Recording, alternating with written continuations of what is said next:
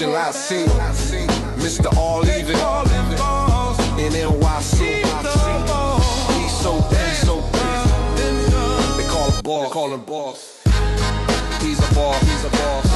All even. He's so bad.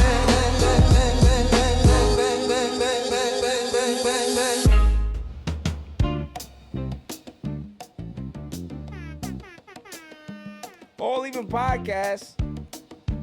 Back. The gang's in the building. You know, it's so crazy when it's pod night. I feel different. Right? The energy's up. I get a lot more vocal. I got a lot to say tonight. Episode 300. If you would have told me 6 years ago, you'd have 300 episodes in your pocket. You'd have over maybe close to 100 million views across social media platforms. You've spoken to this person. I'd have told you you're crazy. But we here. Why? Because there's no bitch assness. I come to say what I want to say. I come to talk. I come to talk my shit. I come to laugh. I come to have fun with my people. Jasmine's in the building. Hi. Have your wine with you, looking all sophisticated. You know, I had to make sure I put the couch there for you. I didn't want to have you on no hard-ass chair. You know what I mean? But you look good, okay? So this is a good angle for me. I could be able to focus on something that looks nice. You know what I mean? Silent Assassin's here. Listen, when was the last time we've been down here? Huh? It's been like a month. Yeah, a month. I blame you, okay? There's some things with you too. What are you talking about? Well, yes, I did. There was this mystery illness that I had. You're like, oh, don't come near me. Yeah, you were just like, oh, are we gonna have pod this week? I said, no, stay away. You're banned from the studio. Yeah. Listen, to this day, I don't know what it is. I have no idea what it was. No tests. No. We don't do those. Do people do those anymore? Huh? Oh, what, do they sell COVID tests? I don't even know where you get one. I don't know what the hell that was. But I'll tell you one thing. It could have been my son. It could have been me going to the Mets game with Jasmine. Who knows? But we quarantined ourselves. We were supposed to do a whole bunch of stuff that week. Nope. Couldn't do nothing. And my son was just willy-nilly having a good time while everybody else is suffering. It's great when you're a kid, when you don't have to worry about certain stuff. You're just being a kid, you don't care. So, but I'm good now. I'm good now. But episode 300, Silent Assassin, just think about that. You came here on like what, episode? I think it was just over 100. Over 100, yeah. Low 100. Yeah, it's been, Wow. Yeah, over 200 episodes. Over 200 episodes. We are at close to 25,000 subscribers on YouTube. We're at 85,000 on TikTok, 55,000 on Facebook, 18,000 on IG. We are doing big things at All Even Podcast, on Instagram, on X, at All Even Media on TikTok. If you want to go on Facebook, you can find it there too. Audio, you can find it on Apple, Spotify, iHeartRadio. I'm all over the place. Go to YouTube, hit that subscribe button, like, share, and comment. Tell a friend to tell a friend, because we growing. And if you want to catch the wave, please join it. If you want to talk shit about it, go ahead. You can do that too. I don't care. You know why? Because I don't let stuff like that bother me. We grind. We work. This is what we do. So, you know. You brought me a present here, Silence hasn't. And we were talking about it. And shouts to Tom. Shouts to Queens Get the Money. And you guys were talking about nice candy and all this other stuff. And I was just like, ugh, I've never had a Twix. I don't want to feel left out. And the thing is, I've been feeling left out my whole damn life because I couldn't eat chocolate. Now I'm grown and I can be able to eat it now. So I'm gonna try this Twix. And you hype this up. Yeah, hopefully. It was, oh my goodness, it's so good. I'm like, cool. If it's not good, It should be good. all right. I hope it's good. So I'm gonna take a piece of this Twix here. You gotta bite it. Whatever. That- Try it that way. It's fine. It's fine. Is there's a way to eat it? Like, Just bite it and you feel the crunch through the cookie. Oh.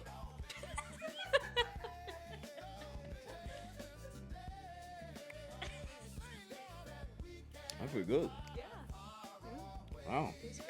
Got some cookie in there. Got some nice caramel in there. Wow. The chocolate's good. Wow. Look at that. Ooh, dripping caramel. Pause. That's pretty good. Listen, I want to have audio etiquette. I'm not gonna be munching in the damn mic. That's good though. That's good. So we got a lot to talk about. NFL. Plaxico Burress jumped out the damn window.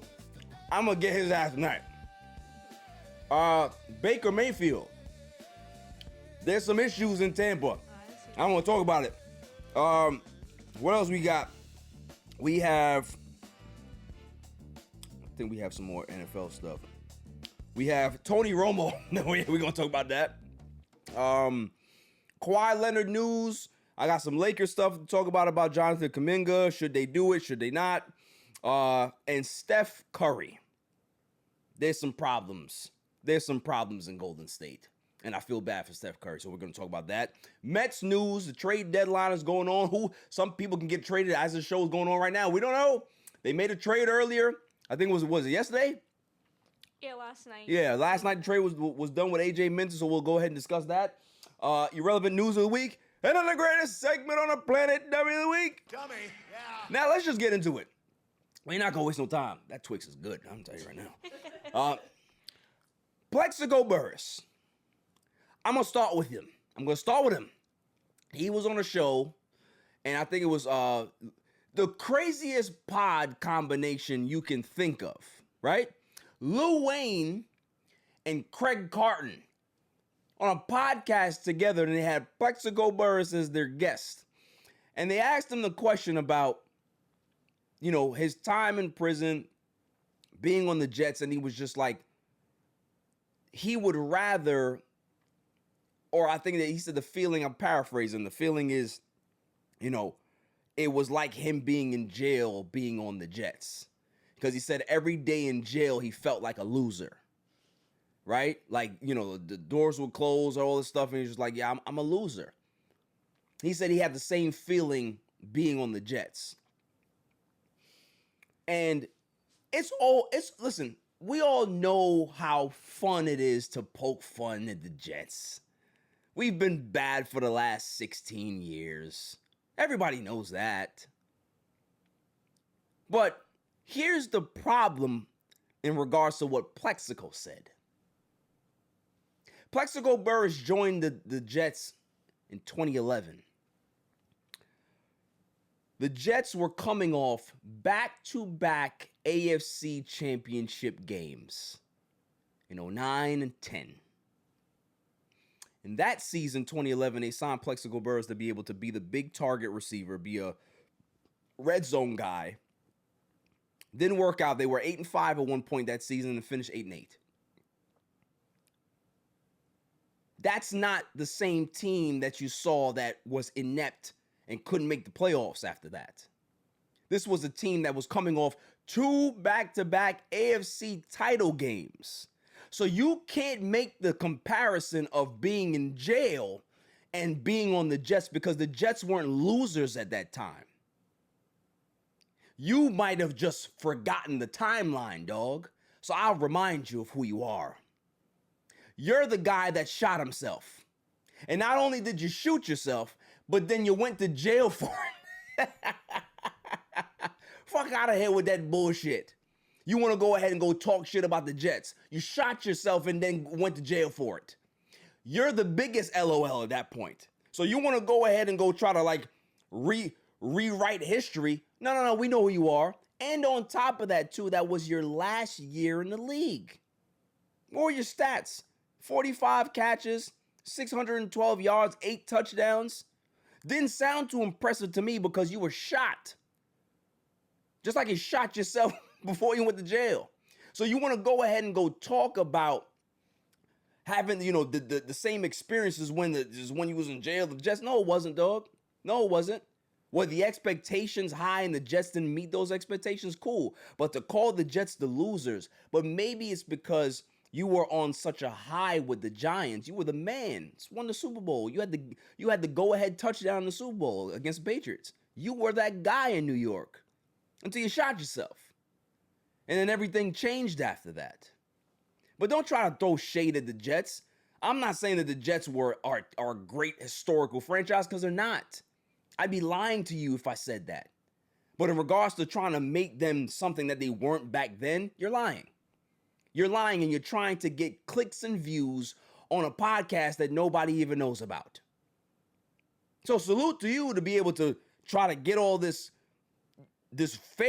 all this clicks and views and all this publicity. Cool, you did your job, because now people are going to go ahead and look at that pod, look at that episode, get the clips, and go get this soundbite. But at the end of the day, don't throw shade at people that don't deserve it. The Jets organization at that time was not a dumpster fire. It wasn't hell. It wasn't a disaster. They weren't in loser territory. They took a chance on a washed up wide receiver that had glory in New York a couple of seasons before that, before he shot himself. So not only were you shot, but you were also shot at the end of your career. So I don't want to hear about none of that shit. Miss me with that garbage. This may go viral. No, I don't know. I don't care. But at the end of the day, it's like, dude, like, what are you talking about? If you're going to throw shade, make sure you throw shade at facts. That's all I care about. Don't make shit up. Don't make shit up, because I remember that time. A lot of Jet fans remember that time. And a lot of Jet fans, when they heard you say that, oh, they're clapping back at you. Why? Because it's bullshit. Whatever you're saying is bullshit. It doesn't make sense. So I'm going to move on, because who gives a fuck about what Plaxico Burress says? Moving on. Baker Mayfield. Baker Mayfield is not happy, Solid Assassin. Baker Mayfield wants a new deal. Baker Mayfield deserves a new deal in Tampa Bay. They have slow walked this thing.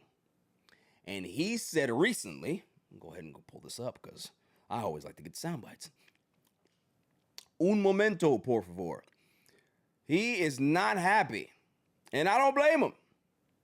Because at the end of the day, this is a guy that's put up big numbers since he's gotten to Tampa Bay. I don't necessarily think that they thought he was going to be this good since he got there. Like, he was always probably supposed to be like a bridge quarterback until they found their guy. He's your guy. Yeah, he's been pretty like MVP. Yeah. Like, for that team. He's had game-winning drives the whole nine. Like, he's their guy. So this is what Baker Mayfield said. Like I told you guys, it's all ball. And I don't want to talk about it. And if you've waited this long to take care of your franchise quarterback, that's too bad, because it's only going to get worse from here. Yeah, I'm going to have a really good year. Yeah. Period. Drop the mic. You waited way too long, so which means that I'm not cutting you a discount. So if I go ahead and go have a 5,000-yard season, I throw 38 touchdowns and 10 picks, I'm in the MVP conversation, and this team gets to the playoffs, oh, you're going to have to pay. Yesterday's price is not today's price. And I never understood why teams do that, but I know Jerry Jones did that with Dak, because Jerry Jones is just a stupid negotiator. But if you have a guy that has proven himself, if you come in here and you say, hey, I want a new deal, every player wants a new deal. Every player deserves a certain amount of money, right? But if a guy comes in here with a reputation and he proves himself otherwise, and then he does it again, it's not a one-off. This is who he is.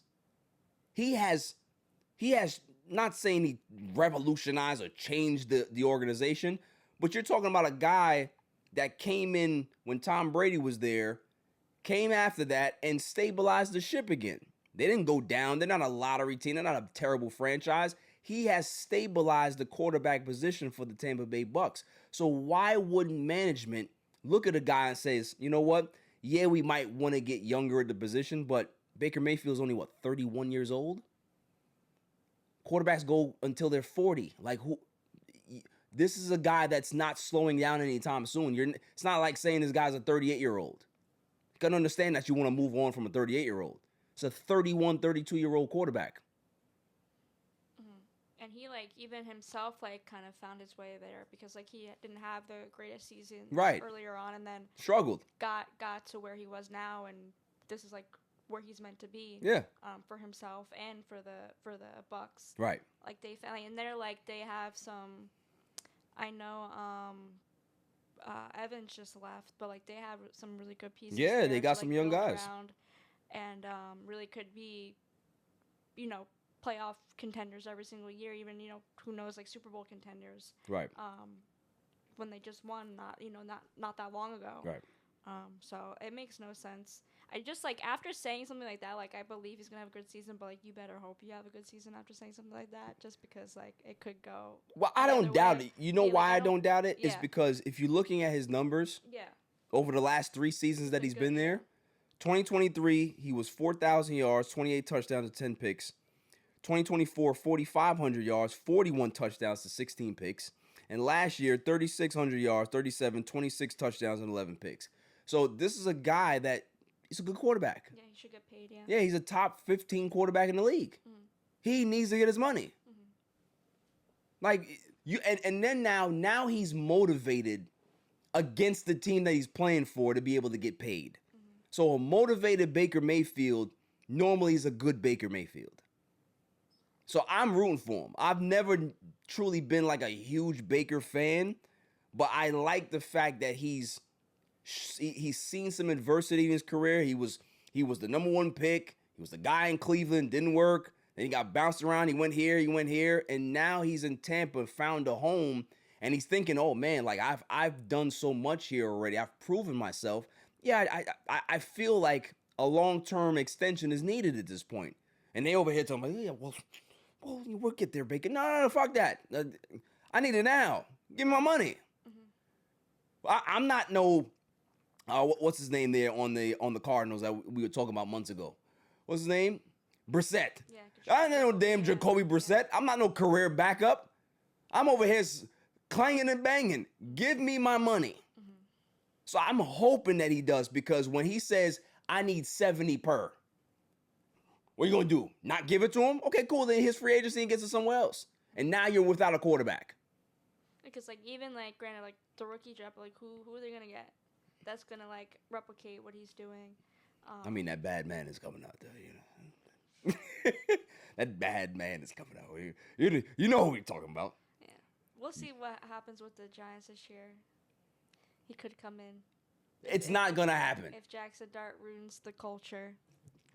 Well, you can hope for that. You can hope for that. And then they got to get someone new. And you know who's there. Just saying.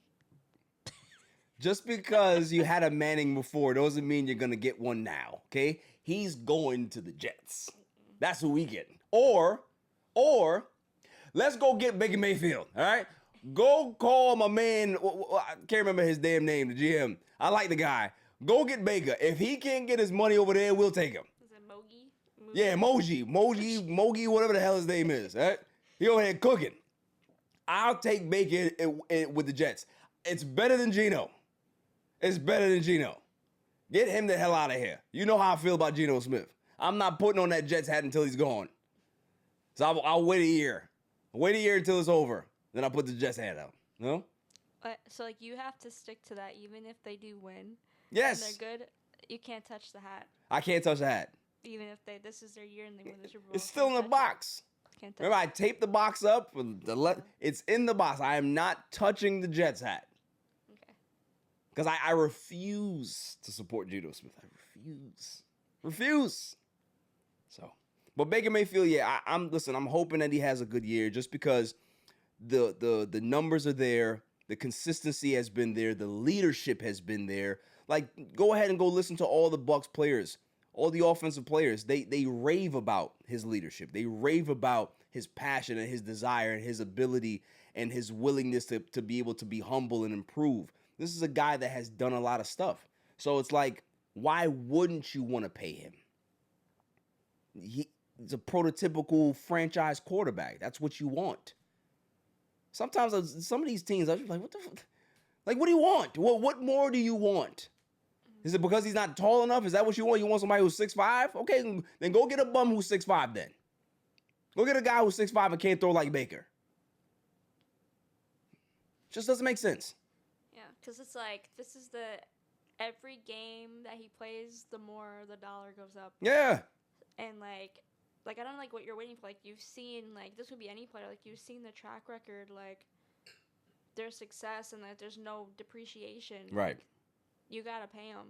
Gotta pay. And like, for you, like I said, like, your dollar is just gonna increase. Mm-hmm. So. And what I'm gonna love is that when he does have a good season, ain't gonna be no discount, dog. Ain't gonna be no discount. So you remember that 45? Because I think they were trying to offer him like 40 or 45 a year, and he's just like, Yeah, slow. Especially now with quarterbacks. Yeah. What do you look like, Daniel Jones?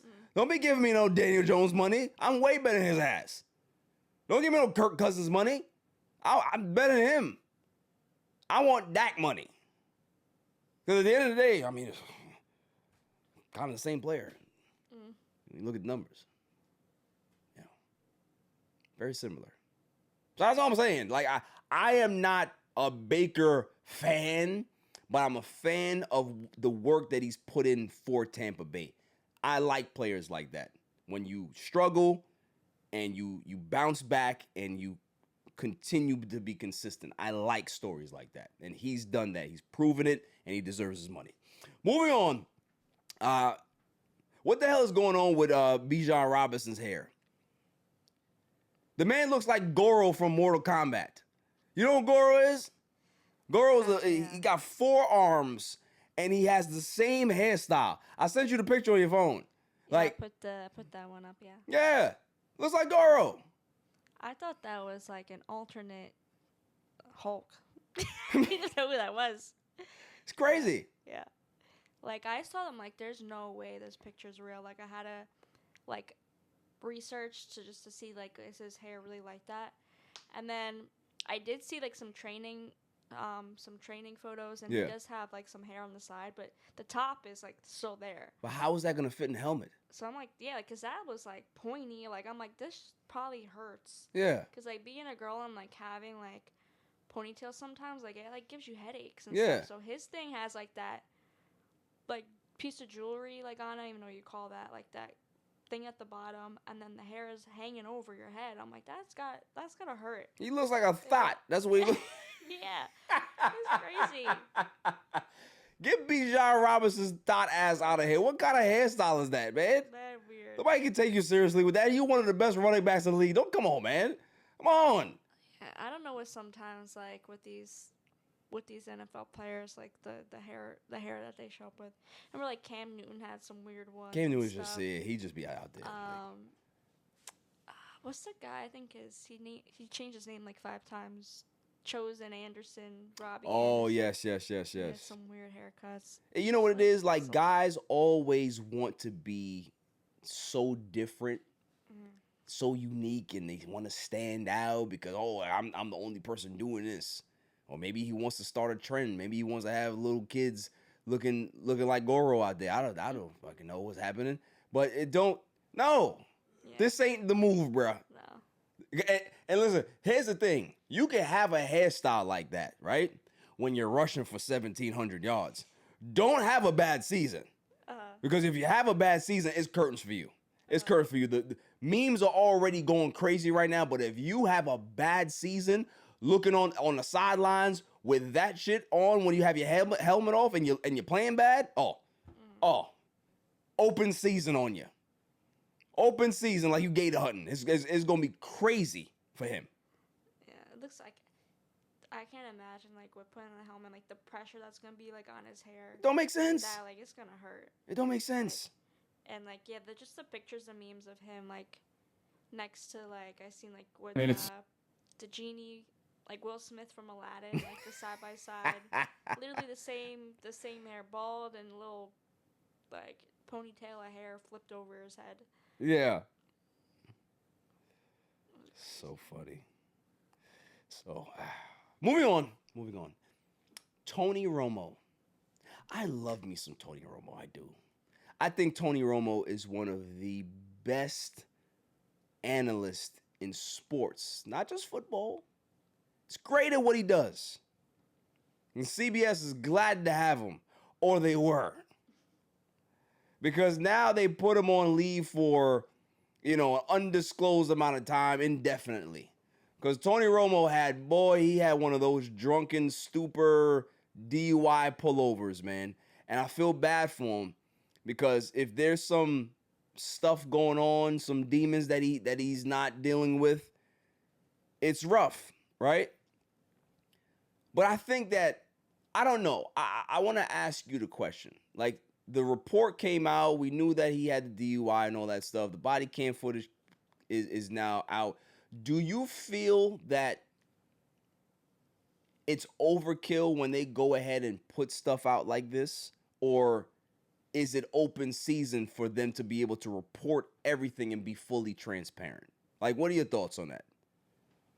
Just like in general, like releasing the body cam and police footage? Yeah, I mean, like with certain cases, like obviously with like murder cases or something like that or whatever it is, but like something like this, which is a DUI, you had a DUI, got arrested, but do you really need to see the body cam footage of him actually being intoxicated? Like, what does that do for the actual story instead of just putting him in a more of a bad light?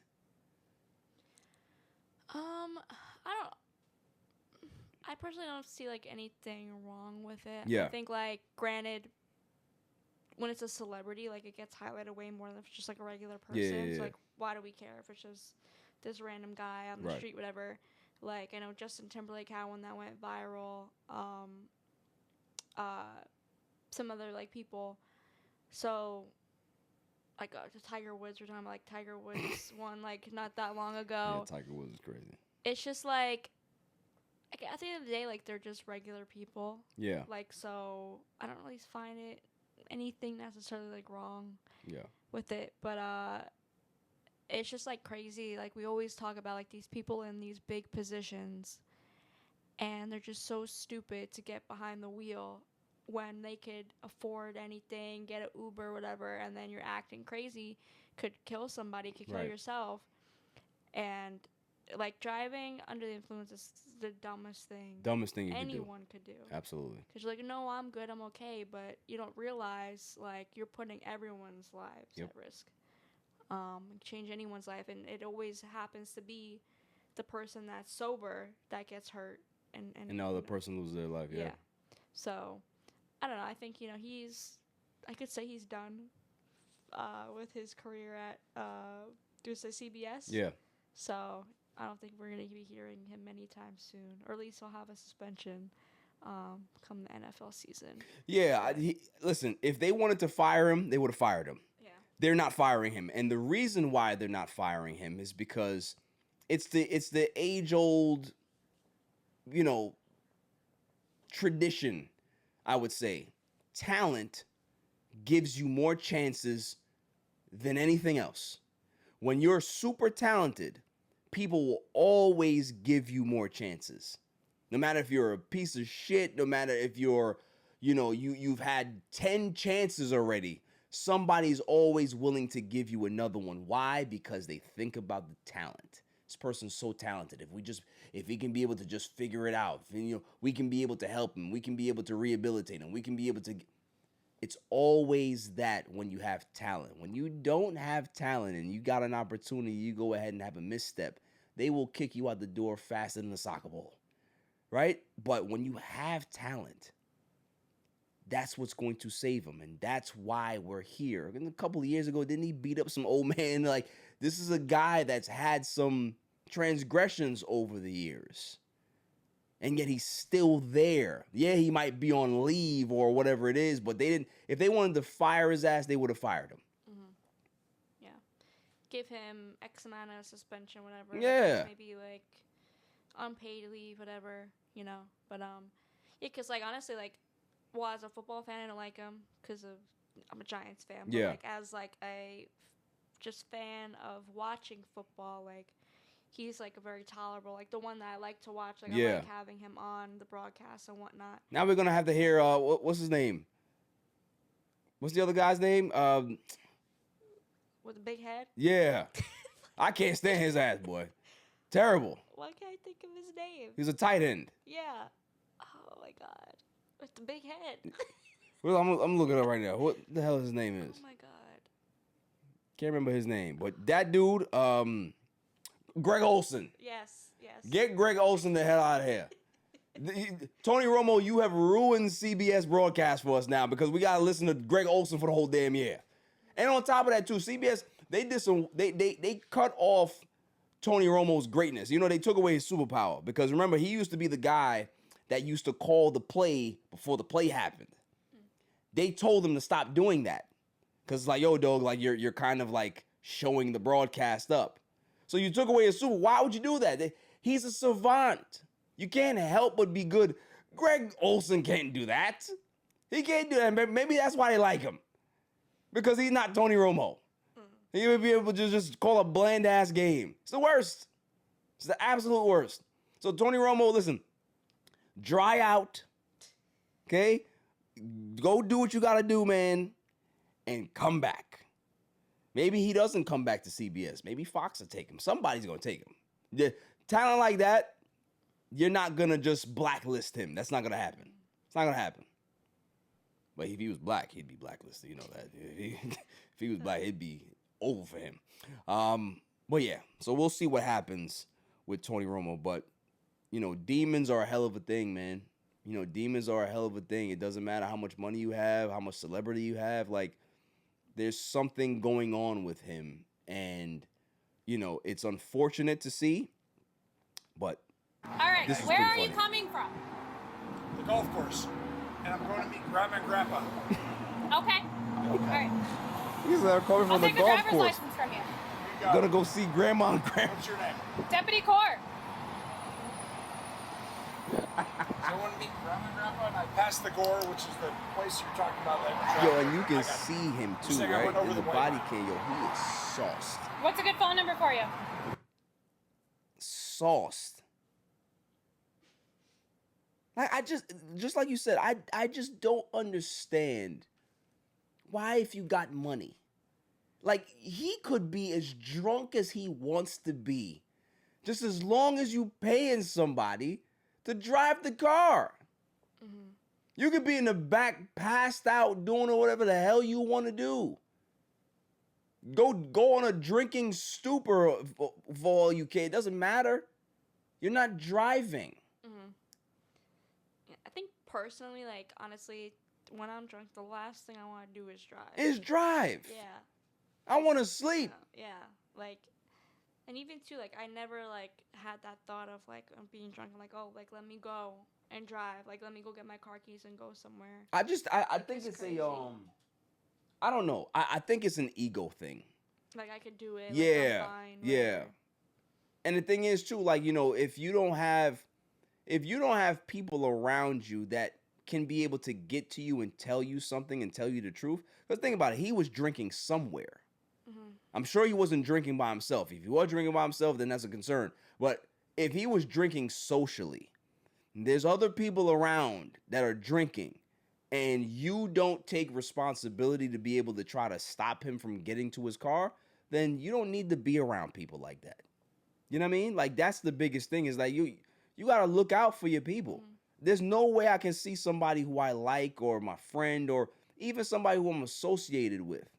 If I know that you've been drinking past a certain level and I know that you drove here, there's no way I'm going to allow you to leave. Mm-hmm. I can't have that on my conscience. Just like, because just if anything happened, like, you're going to live with that. Yeah. You could have stopped it or whatever. Because, again, it's not just you that I'm concerned about. I'm concerned about the innocent people that are on the road just having a decent day, and all of a sudden here comes this menace that destroys their lives. Mm-hmm. So, you know, people really have to be more cognizant of stuff like that, man. It's sad that you have either yes men around you or people who are just don't care. Yeah, like, even, like, if I'm out with my friends driving, whatever, it's, like, we kind of, like, have one drink and then kind of chill out. Yeah. Just like so, like we can enjoy ourselves, whatever. But then like we're not worried afterwards. We'll drink something in the beginning, whatever, and then we're good. Right. Like if we go out to dinner, whatever. Because it's like we don't want to risk it or anything, and then having to deal with like car pickups the next day. That's just like it's not worth it. Yeah. Like, drinking's not that fun. Drink a Gatorade, Tony Romo. Okay, drink some water, dog. Like, do something. It was great. Like this is like a side note, but in high school, like 12th grade, they had like the police come in with go-karts and like cones and like fake people and stuff, just to like be like, this is what drunk driving is. They give you these goggles, and these goggles, like, you have to be like the highest level of drunk. Like these goggles are like impairing your vision. So like we had a course where we had to go on the go-kart and go around the road. I killed that thing. I didn't hit one person.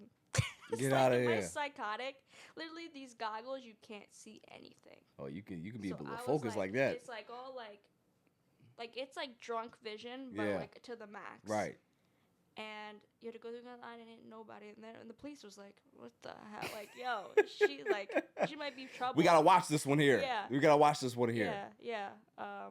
But like like that, even like that whole thing, like now, like Gen Z, like my generation, like the drinking has gone way down. Which Yeah. is a really good thing. But I think when they started implementing more of like the drunk driving stories and stuff in schools, I think also changed a lot. Cause like you come in, the police like, yeah, I've seen kids your age literally obliterated, like dead because of drunk driving accidents. Like I don't want to see you out there. So I think like that did leave really like a big impact. I'm sure. On kids and like why like we're just not drinking as much as the older generation. I just want to let you know though, after you took that test, you know they put you on a database.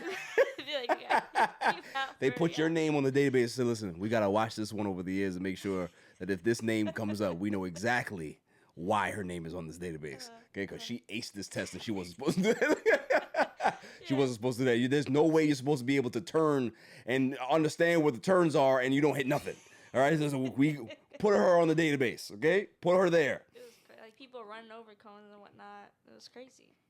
Didn't hit nothing. That means you could be able to focus in chaos. I'm telling you, listen, people like you, checklist here. Okay, we gotta watch you. Moving on to irrelevant news of the week. You gotta be kidding me. I mean, how do you watch the? I mean, they stink. What do I have for irrelevant news of the week? Interesting. Let's see. This one I didn't like. Mahershala Ali calls out Marvel for canceling Blade. You know that he was signed on to play Blade in 2019, and they have yet to make a movie because they've had several directors hired and fired or left, writers hired and fired and left, and he's just like, Marvel's $1 billion company. If you wanted to make this movie, you would have made it by now. Mm-hmm. You know what I'm saying? And it's just like, for me, it makes me feel a way. So this is the exact quote from Mahershala Ali. He said, "You had me under contract. They have billions of dollars. If they wanted to do the movie, we would have done the movie. I feel ready to move on from Blade." And that's unfortunate because it's just like this guy everybody was excited for him to be able to play this character. Looks the part, badass. I'm sure it would have been a great story, and nothing. And for me, I don't like, because you know me, I'm always going to assess things in a certain way, and I'm always going to look at race issues and race relations a certain way. Yes, we have Black Panther. Great. Where's the other one? When you talk about the movie that saved the Marvel Universe from being nothing, it's Blade. All the Marvel movies before Blade were garbage. They didn't take them seriously until Wesley Snipes and those Blade movies came out. So to have a character that literally saved the MCU and saved Marvel, and there's a reason why there's a big-ass studio there now, and they're the the billion-dollar company that they've designed themselves to be, that's the character that let it off. So why would you not put all of your eggs in that basket to be able to make the best Blade movie possible? Blade is a part of Spider-Man's story. Where is he? Blade is an integral character in the Marvel universe. Where is he?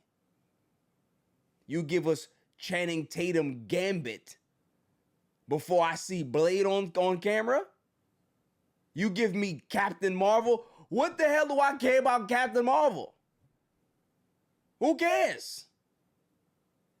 Who cares about She-Hulk? I'm sorry. What's the other one that they had a series for? Moon Knight? Who the hell cares about Moon Knight?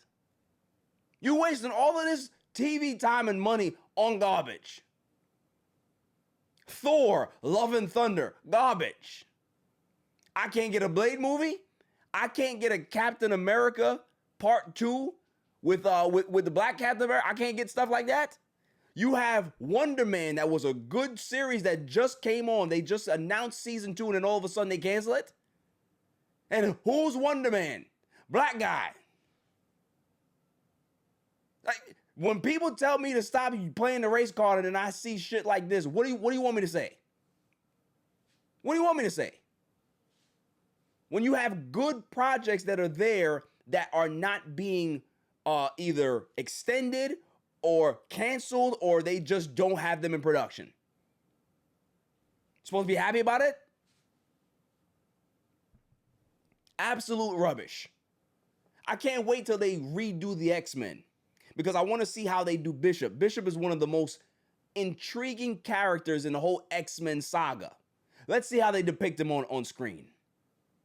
Because if they don't do it the right way, I'll be right here talking about it. But to not have a Blade, so if Mahershala Ali is gonna go ahead and be out of it, make sure that they have somebody else lined up to be able to do this movie. Don't scrap the movie because people like me are not gonna forget it. I understand that you got Spider-Man, you got all these other characters that are great. I need me a Blade too. This is one thing to have Black Panther. I need Blade. I can't just, there shouldn't be one black guy quota or 3. I need more because there's more characters out there. Damn that. Moving on.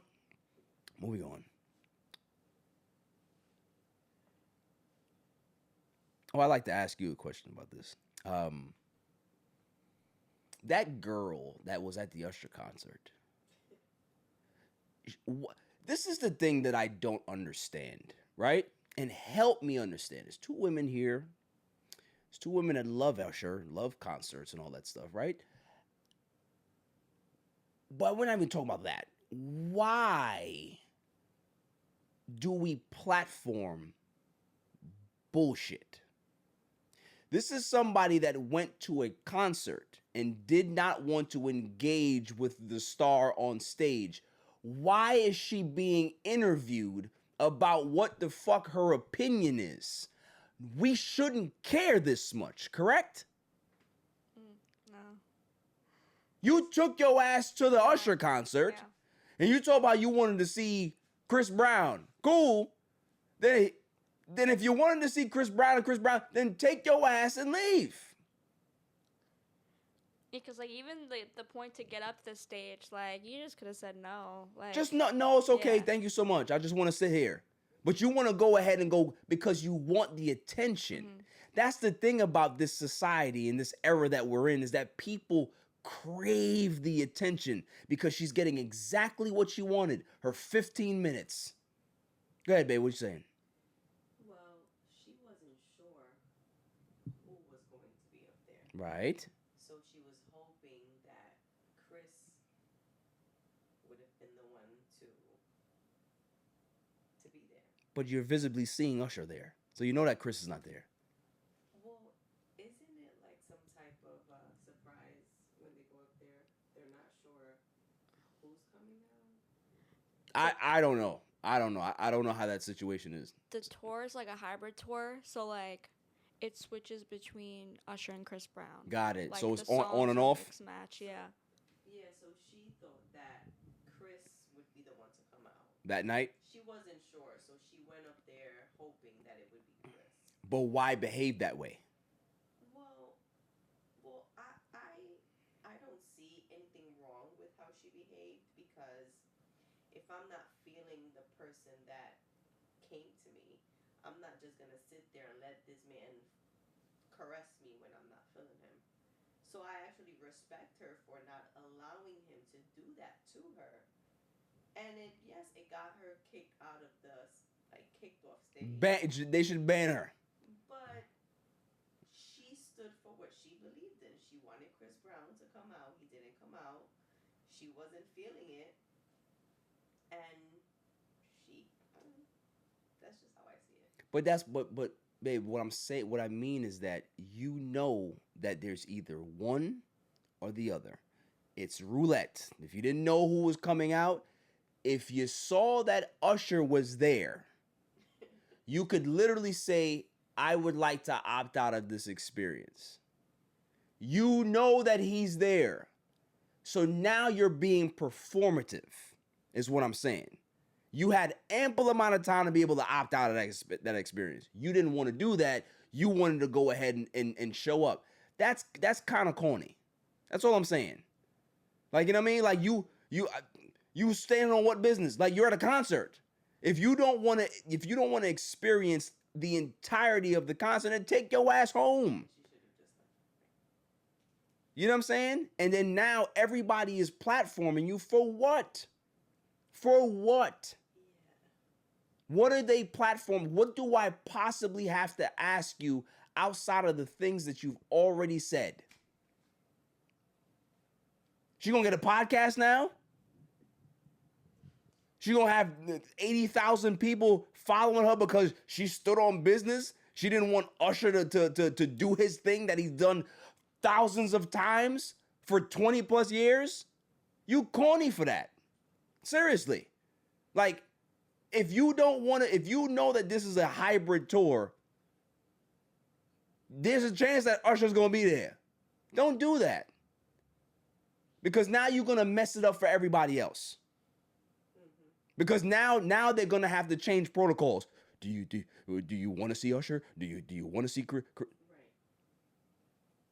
Now they gotta put in different protocols for your stupid ass.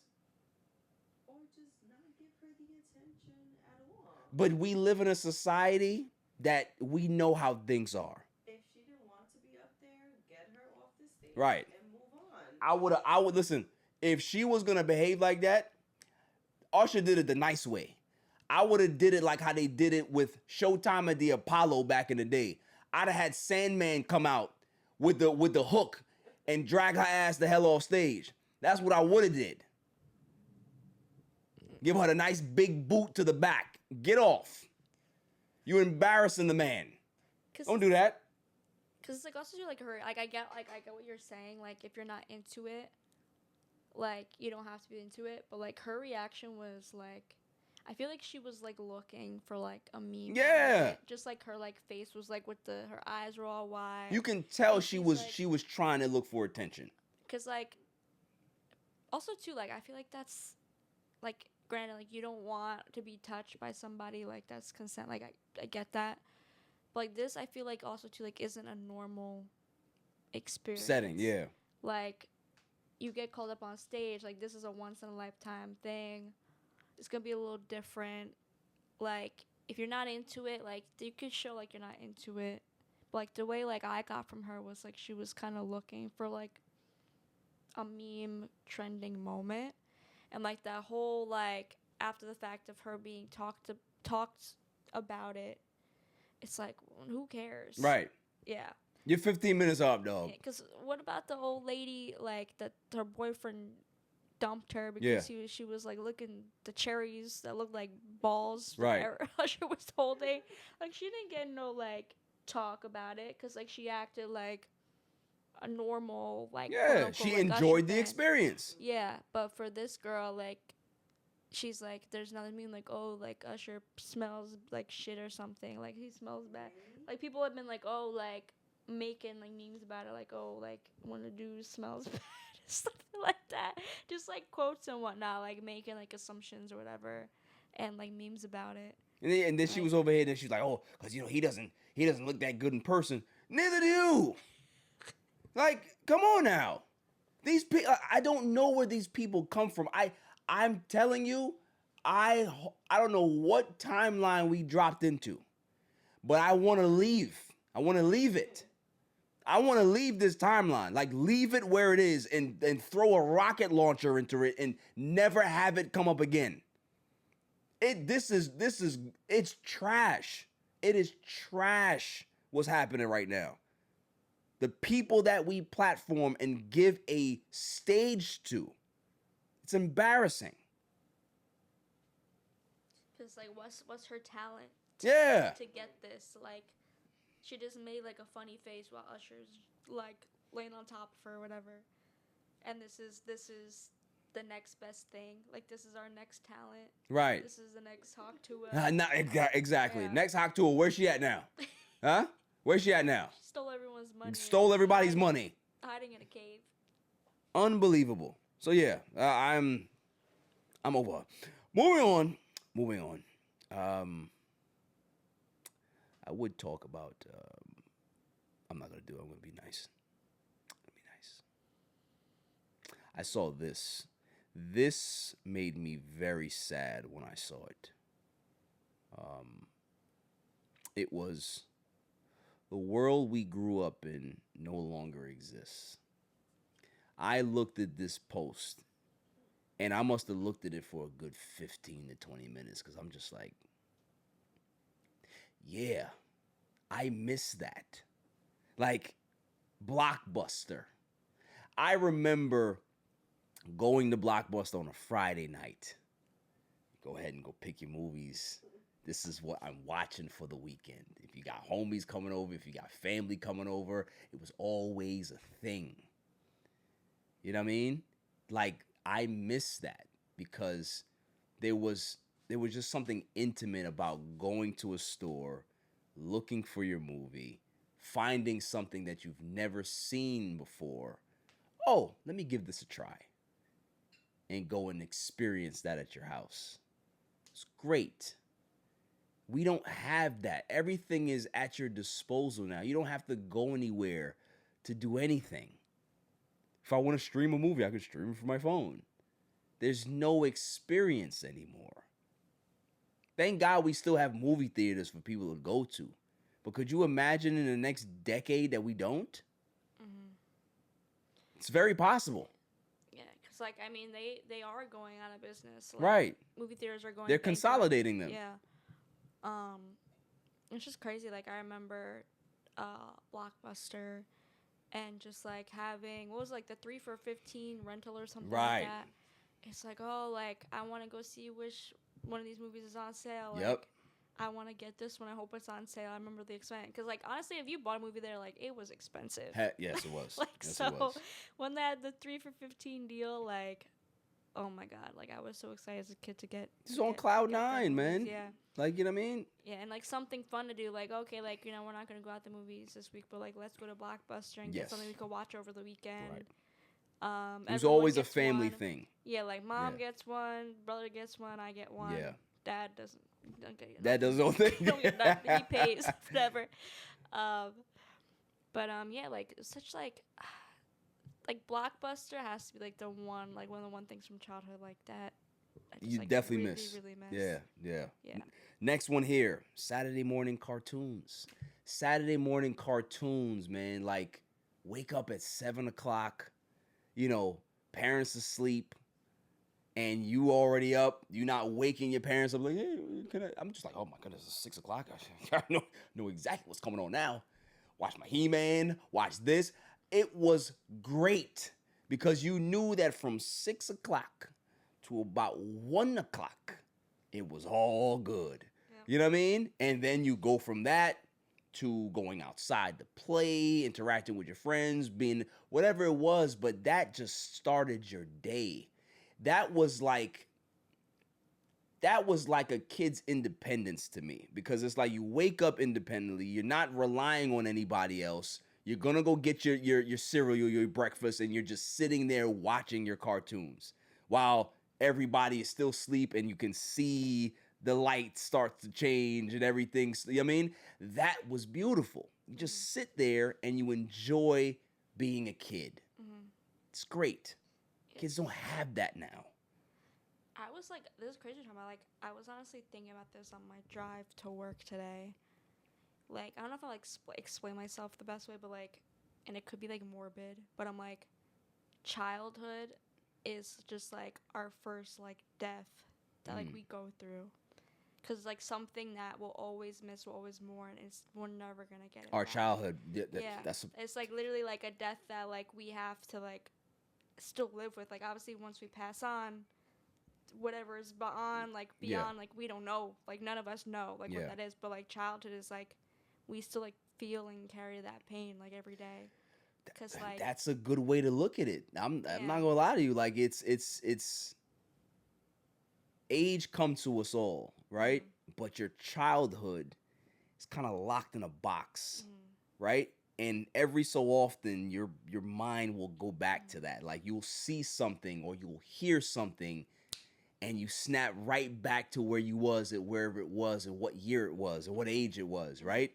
But then you're right back to reality. And it's kind of like when you think about special moments with a loved one that's no longer here. Like, you think about these good moments with them, right? But it's locked in a box. It's just there. It's a memory that you have, but it's not something that's present anymore.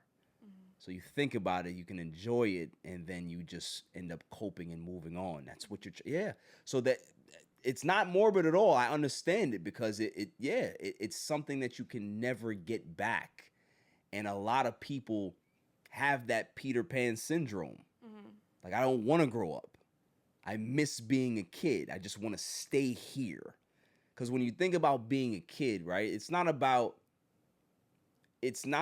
like not growing up or not wanting to die. It's about the feeling of a child, the innocence of the entire world is at your oyster. And for kids that didn't have a bad upbringing or whatever it was, like, it's just a pure, I'm experiencing the world. I'm having fun. I can be able to use my imagination and just, like, be in a different place every single day. It's cool. And when you get older, it's just not like that anymore. Like, just think about, like, what a kid can be able to do when they're playing with their imaginary friend or they're in an imaginary world. Could you imagine somebody who's 42 doing that shit? You're gonna look at them like, hey, you all right? Like, you're whacked out. Is there anything wrong with you? Do you need help? And sometimes you need to tap into your inner kid because it keeps you innocent. It keeps you sane.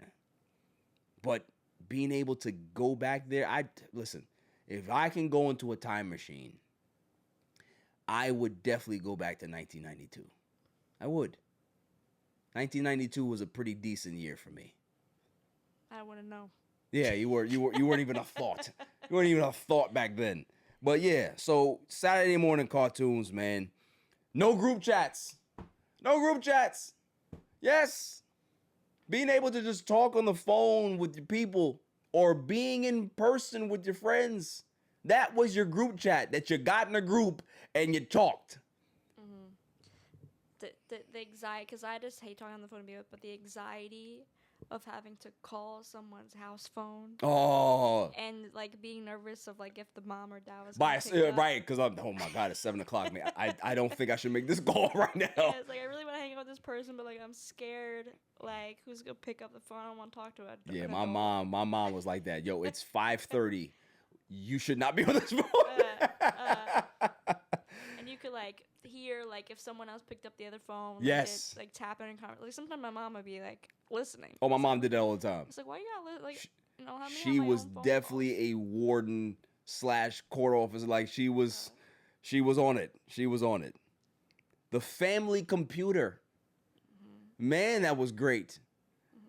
Could you imagine having a family computer now with certain children? Hey, Billy, let me use that computer. That's the family's computer. You go ahead and look. What the hell are you watching, man? What is on here? Family computer was something crazy. You would enjoy it for like an hour, and then it will shut off. Yeah. That's family time with the computer. Yep. I remember we had one that the button like fell into like this like an actual computer. Yeah, right? yeah. The big tower, whatever. Yeah. And the power button fell in, so we'd have to take a screwdriver because no one we're gonna pay to fix it. So like the button fell in, you had to like take the screwdriver, jam it in the machine, and jam it so it turned on. It's like we like like we weren't poor growing up. Like we could have like fixed this thing, but I was like, no, it still works. Nah, if it works, hey, we'll figure out a way to just keep it going. We ain't gotta fix this thing. Stick in screwdrivers. That's it. It's perfect. It's so dangerous to do, but we're gonna do it anyway. We're gonna do it anyway. Like it's just look, burn CDs, right? Playing outside, be home before dark, walking to school, all of these things, calling a friend's house. Like these are things that I wish that we can be able to go back to as a society. You can still have these things in your own personal life. You can create your own bubble, but man, I just wish that the world would just get off their phones, man.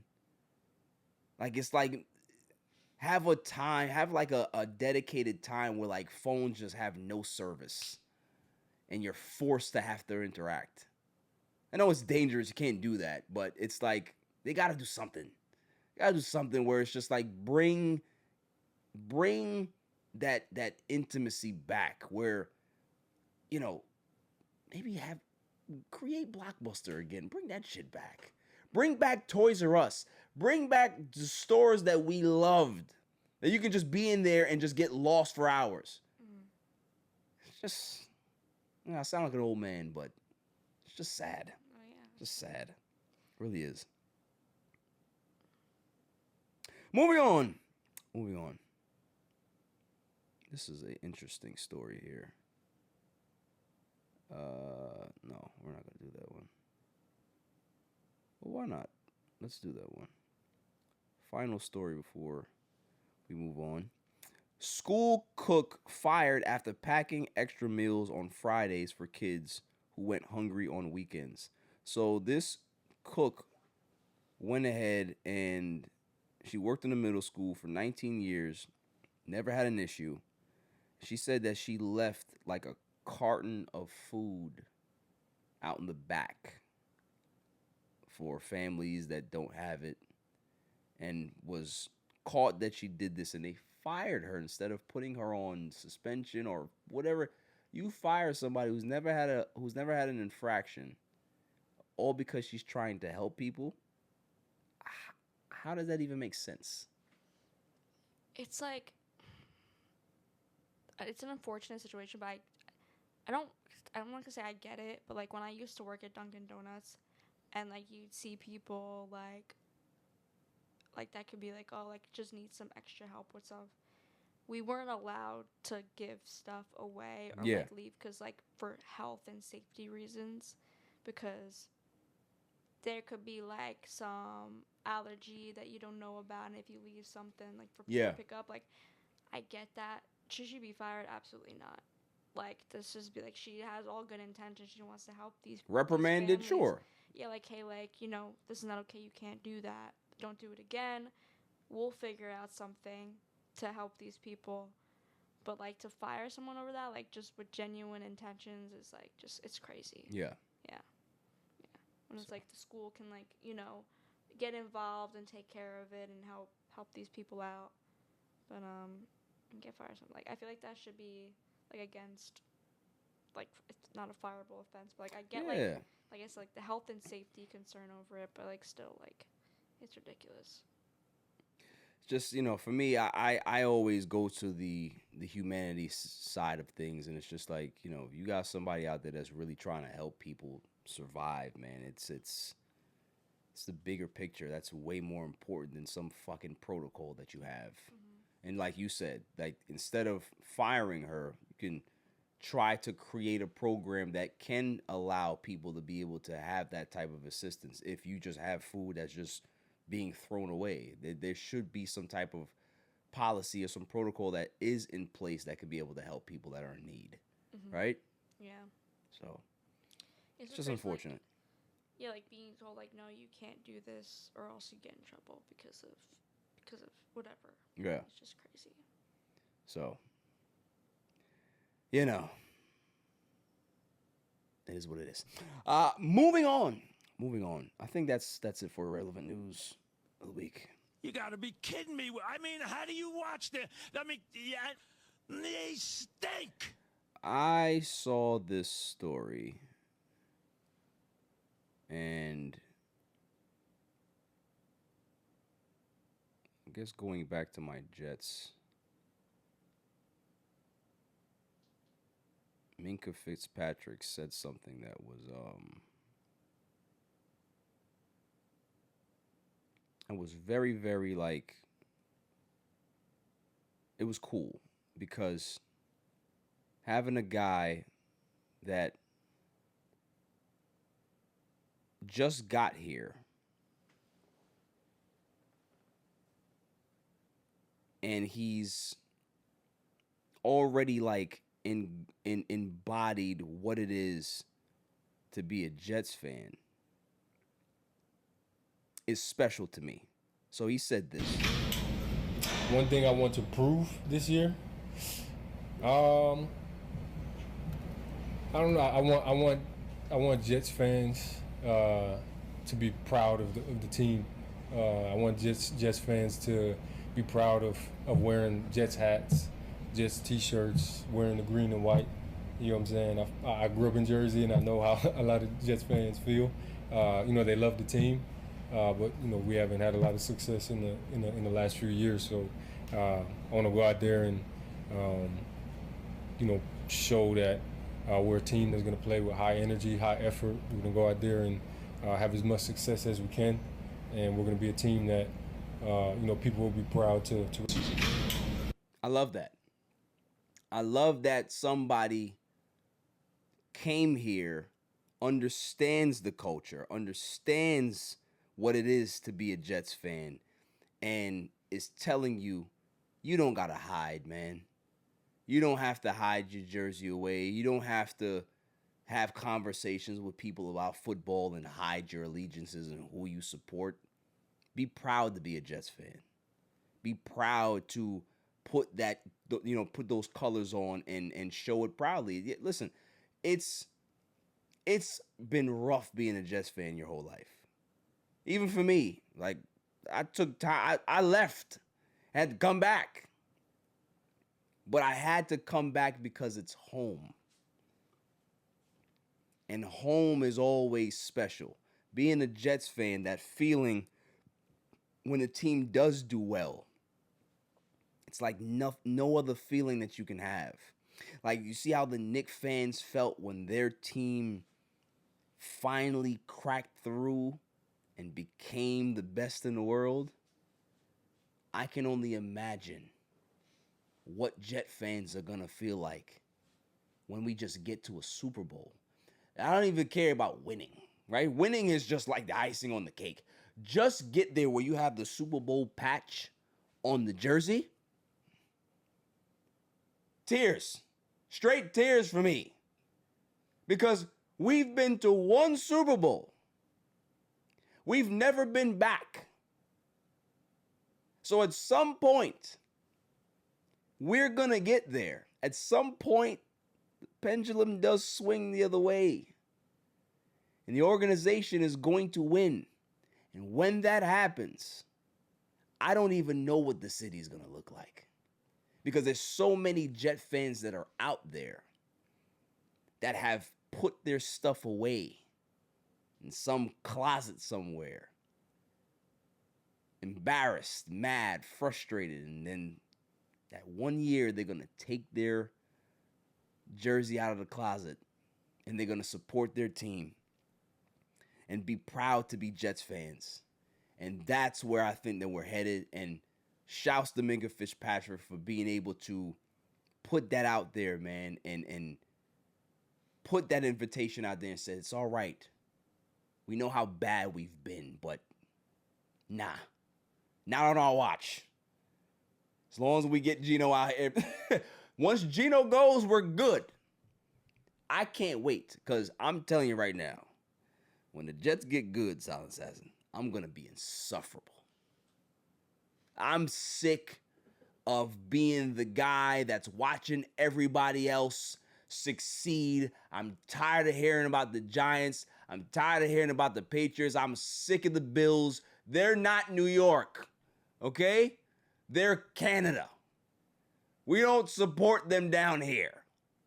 So I don't care about that. I don't care about the damn Rams. I do care about the Rams. I like the Rams. I don't care about the damn Seahawks. I don't care about none of these teams. You hear about all these teams that have success. I'm tired of it. I want to talk about my own damn team. That's what I'm waiting for. Because you've been able to flex your muscles when the Giants are winning and be happy. I've never seen that. I don't know what that feels like. I'm tired of it. I'm tired of being an analyst for everybody else's team. Talk about how good they are and what their future looks like. I want to do that for my own. And Minkah Fitzpatrick, what you said, just it energized me. And I hope it energizes the Jet fan base to be able to go out there and support the team. That's what we need. And then when they get good, we can get the hell out of Jersey and move back to Long Island or Queens. That's what I want. So shout out to Minkah Fitzpatrick for that. I love that. Moving on. Time for some basketball talk. Kawhi Leonard. You thought that I forgot about you. No. Not on this show. I will always follow Kawhi Leonard news. There is news that the trade has been on hold. He's not with the Raptors yet. They're saying that, hey, listen, he may still show up to Raptors camp. That's fine. There are some reports that this investigation may lead into 2027. I don't know what that means. Maybe they go ahead and complete the trade and he can be a Raptor and then they're still investigating in the background. And then whenever the punishment does come down, I don't know what the plan is. Who knows? But shouts to Pablo Torre because he's been on the case for almost a year now and had a new update that Kawhi Leonard, in the time that we've been talking about aspiration and circumventing the cap and all this other stuff, there's a new wrinkle to the story. Is that him and Uncle Dennis have been trying to get ownership. When he was a free agent in 2019, he went to Jeannie Buss with the Lakers and said, hey, I'd like to have some ownership stake with the Lakers. She hung up the phone and said, yeah, I'm calling the league office on this shit. It's illegal. He went to the Raptors. Yeah, I'd like to have ownership stake with the Raptors. They go to the league office and complain about this. You can't do that as an active player. That's illegal. So there's reports now said that Kawhi Leonard opened up an LLC called RIFC LLC. And those particular letters mean something. You know, he had his KL2 LLC. We know about that. Pablo Torre has detailed that. But this RIFC is a different one. Rhode Island Football Club. Now, why are we talking about a Rhode Island soccer team? The reason being is because there's a possibility that Kawhi Leonard has some ownership stakes with the Rhode Island Football Club. And who do you think set that up? Steve Ballmer and his billionaire buddies. So this story goes so deep. I can't wait until the investigation's over. But I'm not somebody who is confident that they're going to overturn this thing. Because when you have Adam Silver that's actually doing the investigation, or he has his guys, his independent investigators, you always know that there's like bullshit going on. Because when you have like a real special counsel, special investigator that's outside of the league and everything is actually transparent, then you know you're going to be able to get a real verdict. But when there's like somebody says, hey, you need to make sure that you get your house in order. And then you say, yeah, I'm taking care of it. 9 times out of 10, is that person really taking care of it? No, they're not. So I'm curious to see how this goes. But man, Pablo Torre has done such a good job getting all of this information that there's no way that somebody who's investigating is not. If I'm an investigator, if I'm a real investigator, that's somebody who's actually independent, I am definitely making sure that I'm speaking to Pablo Torre and I'm getting all of that information that he has. Because at the end of the day, I need it to be able to formulate an actual story that's going on. Because he got it. He's been doing a good job, and I need to make sure that I'm partnering up with him to make sure that everything is safe. Because what I see right now, they've cheated. My opinion, they cheated. They tried their best to circumvent the cap as best they could. And if the NBA doesn't drop the hammer on Steve Ballmer and the Clippers, you're going to have other owners do this bullshit if they're not doing it already. You have to make an example out of Kawhi Leonard and these Clippers. You have to. Because the fact that you have an investigation that's possibly extending into 2027, that means that there's more there. That means that you're trying to get more evidence because there's a lot there. Yeah, if there was nothing to it, then it'd be over a long time ago. Yeah. And even like to have such a like investigation where like a legal circumstance, like the player shouldn't even be active. Yeah. Like you see like gambling stuff and whatnot, like the players like put on leave and whatnot, suspension, whatever the case may be. So it's like it's interesting that he's even like allowed to be traded and then be like an active NBA player. Yeah, they thought he was slick on that shit. Yeah, yeah. And like also too, like to have the proof of them calling, asking for ownership when everyone knows that that's a big no-no in sports. It's like you don't think that people are gonna out you, like, oh, we have this person calling us, like, you know, like this is a red flag. Right. It's just like crazy. And then to go so far around it, like you're already a target because you're calling other teams and whatnot, and then like you don't think like it's gonna be like investigated and like, oh, like what's this LLC like you're opening, what's this one, what's that one, like people aren't stupid. No. Yeah. So listen, I am sitting here and I'm just gonna wait because there's nothing better for me than seeing the Clippers fail. And I have always been on Front Street about this. Death, taxes, Clippers will always fail. No matter if they go ahead and try to cheat or if they try to go ahead and go play on the court and they think everything is good, something will happen because the Clippers are a cursed franchise and they shouldn't even exist. Okay? They should go right back to where they belong. San Diego or Buffalo, wherever the hell they started, go there. They shouldn't even be in LA. One team. Okay, they were over here squatting for years. Now they got their nice arena. Great. But you don't need to be here. And when they go ahead and drop the hammer on these Clippers, I hope that it's so bad that they don't recover for a decade. That's what I want. I want that new arena to be turned into what they call the Hollywood store? Spirits, Hollywood Spirit? Spirit Halloween. Yeah, Spirit Halloween. That's what I want it to be. All right? Turn it into a concert hall. That's it. Put a WNBA team in there. They deserve to play. Unbelievable. I'm done with them. I'm done with the cheating. There's too much stuff here to say that they didn't do this. Because here's the thing. If Pablo Torre was lying, and this is all propaganda, why hasn't he been sued yet? Oh, that's always that's how you know when somebody got you. We got you. Because if I'm doing something that's defamation or it's propaganda, he'd have been sued. But go ahead and go file a defamation lawsuit on me, because guess what that's going to do? It's going to open up discovery. We now have to go ahead and go pull the files. What are you actually suing about? What is real and what isn't, and what's fake? Show us the documents. We need to go ahead and see everything. You're not going to file a lawsuit on Pablo Torre. Why? Because it's true. So if it's true, NBA, you need to do your job.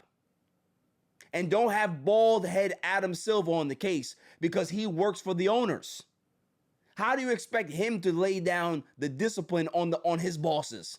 That makes sense? You need to have like an internal affairs for the NBA. The internal affairs that are watching the owners. That's how it should be. You should have Adam Silver, who's the commissioner, who answers to the owners. And then you should have this other department that is neutral from everybody. Their internal affairs. They focus on the players, and they also focus on the owners. That's how it should be.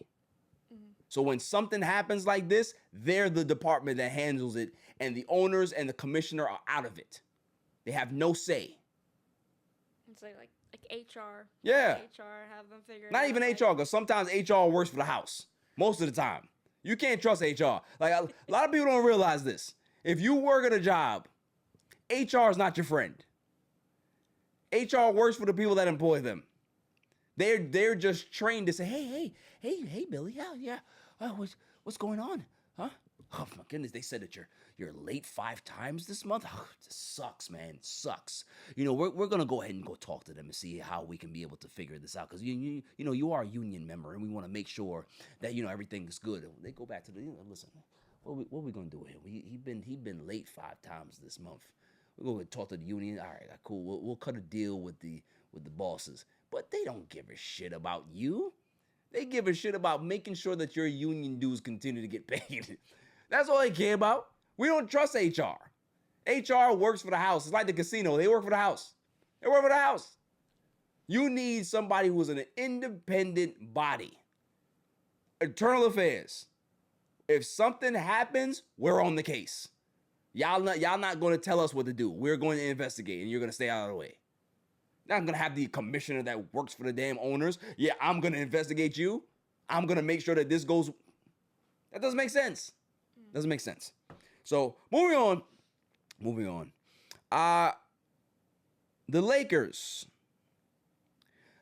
It's so crazy that, like, in 2026, we are literally almost in August, and I'm talking about Jonathan Kuminga in a segment. That's how slow the news cycle has been. Where will Jonathan Kuminga play?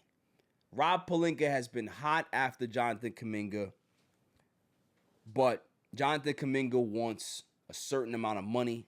He wants north of $20 million per season. The Lakers can be able to give him anywhere between $15 to $16 or $17 million. If they go ahead and do a sign and trade, you have to give him a 3-year deal. He may not want to be locked into that 3-year deal because he probably wants to go re-enter the market next season and go get a bigger deal. So you have the Timberwolves that's out there that can be able to give him about $6 million. Or he might go ahead and go to the Cavs that can be able to open up some money if James Harden gives some money back, to be able to take a shorter deal, a 1-year deal where he can be able to bet on himself and then re-enter the market again. Problem with this is that, yeah, teams can be able to do this in theory, but will they? The Lakers have a deal on the table with the Hawks right now. They have picks, they have Vanderbilt, a couple of more pieces that are in there, and they can be able to go get Jonathan Kuminga on maybe a deal that's like anywhere between $55 million and $70 million. What's holding up the deal? It's Kuminga. Does he want to lock into a deal that's going to lock him in for 3 years, or does he want to bet on himself? The best course of action is to take the Lakers deal. Why? Not because I'm a Lakers fan saying that, but because the Lakers stage is the brightest. If you perform with the Lakers, teams are going to want to give you a bigger contract because you've performed on the biggest stage. You go ahead and you go to Cleveland. Okay, Cleveland's cool. Not going to disrespect Cleveland. They're a good team. Same thing with the T-Wolves. But if you play for the Lakers and you perform in that spotlight and you play well, then there's going to be a bag that's going to wait for you, whether it's the Lakers giving you the bag or somebody else is going to give it to you. But for right now, for him playing this game and stretching this long, and I'm sure Rob Pelinka will wait. But should they? He has potential. He has potential to be really good. He's athletic. You know, he's still in that potential phase. He hasn't like peaked as a player. He hasn't hit his prime yet. All of these things are cool. The biggest problem with Jonathan Kuminga is that he still can't shoot. His jump shot, his form is not the best in regards to it being like, sometimes you can have a form that prevents you from being a consistently good shooter. Is it too late to change his mechanics? Is it too late to be able to get him to buy in and lock in the way he's supposed to? Because he's a guy that doesn't have a high motor as a player. That is a concern. So should the Lakers do this move? Should the Lakers go ahead and put a risk on? Sure, depending on how long the deal is and what you give up, it is a risk worth taking. But how long are you going to wait for a player that is thinking that he can be able to hold up the market and hold up your decision in regards to what you're trying to do? There's no other deal on the table that's as good as what the Lakers are going to give you right now. It's just none. So if I'm Kuminga, I'm taking that deal. If he wants to go ahead and stretch this out, if I'm Rob Pelinka, I move on. I move on, because if it doesn't work out, if you've waited this long to try to get this deal done, and then he does not perform to the level that you want him to, oh man, people are going to be upset, because you waited all of this time, you stretched this out, you gave him exactly what he wanted, and then he didn't perform as a player. Dead in the water. DOA. Dead on arrival when it comes to Laker fans. So for me as a Laker fan, if you want to take the risk on the potential, I got no problem with that. But how much money you give him is going to be able to play a factor into how this plays out. If you want to give him a 3-year deal and then have the first year guaranteed and the other 2 years non-guaranteed, then it's just like a 1-year deal. You get a 1-year deal worth $15-16 million. If you play well, and you be able to rip that deal up and have a new deal. I don't see a problem with that. I think the Lakers would take a deal like that. I think Jonathan Kuminga should be open to taking a deal like that. But is the talent worth the headache? I don't know. I don't know. Because Golden State got rid of him. He was with Atlanta, played okay with Atlanta, had a $23 million player, a team option that they declined because they felt that he's not worth that amount of money. So if they felt that he's not worth that amount of money, he actually played well there, then now you're starting to have a track record. There's a rap sheet here, as if teams do not want to give you a certain amount of money because they view you a certain way. That's a concern. So we'll see what happens going forward. But they better do something, because I ain't gonna lie to you. The Lakers look like a 1930s basketball team. There's a lot of white guys on that team. I'm sorry. A lot of white guys, and not saying there ain't nothing wrong with that, but I ain't never seen that many white guys on one team in modern basketball.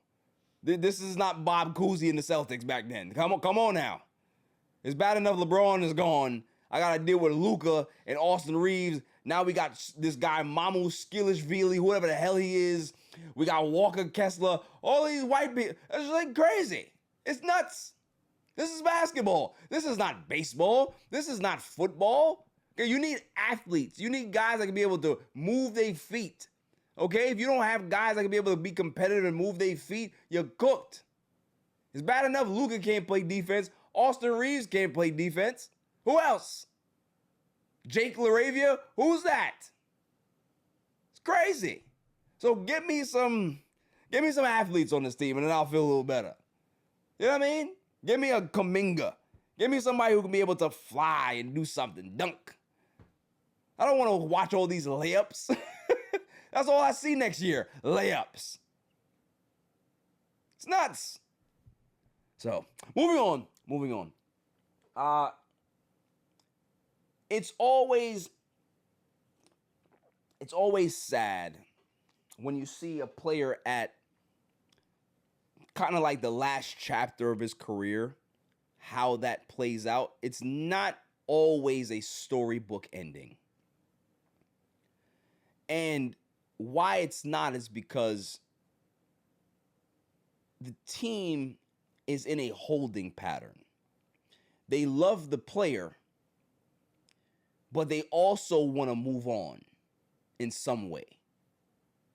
Kobe Bryant got a lifetime contract.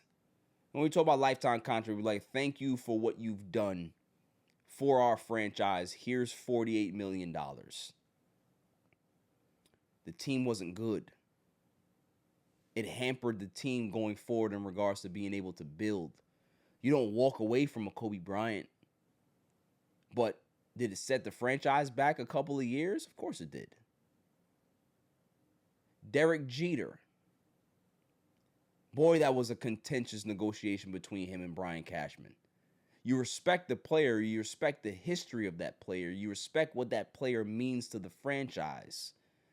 But at some point, you need to start looking past that player to try to advance your team or move forward. They figured it out, but you have to start having these conversations. The Golden State Warriors are kind of in the same position.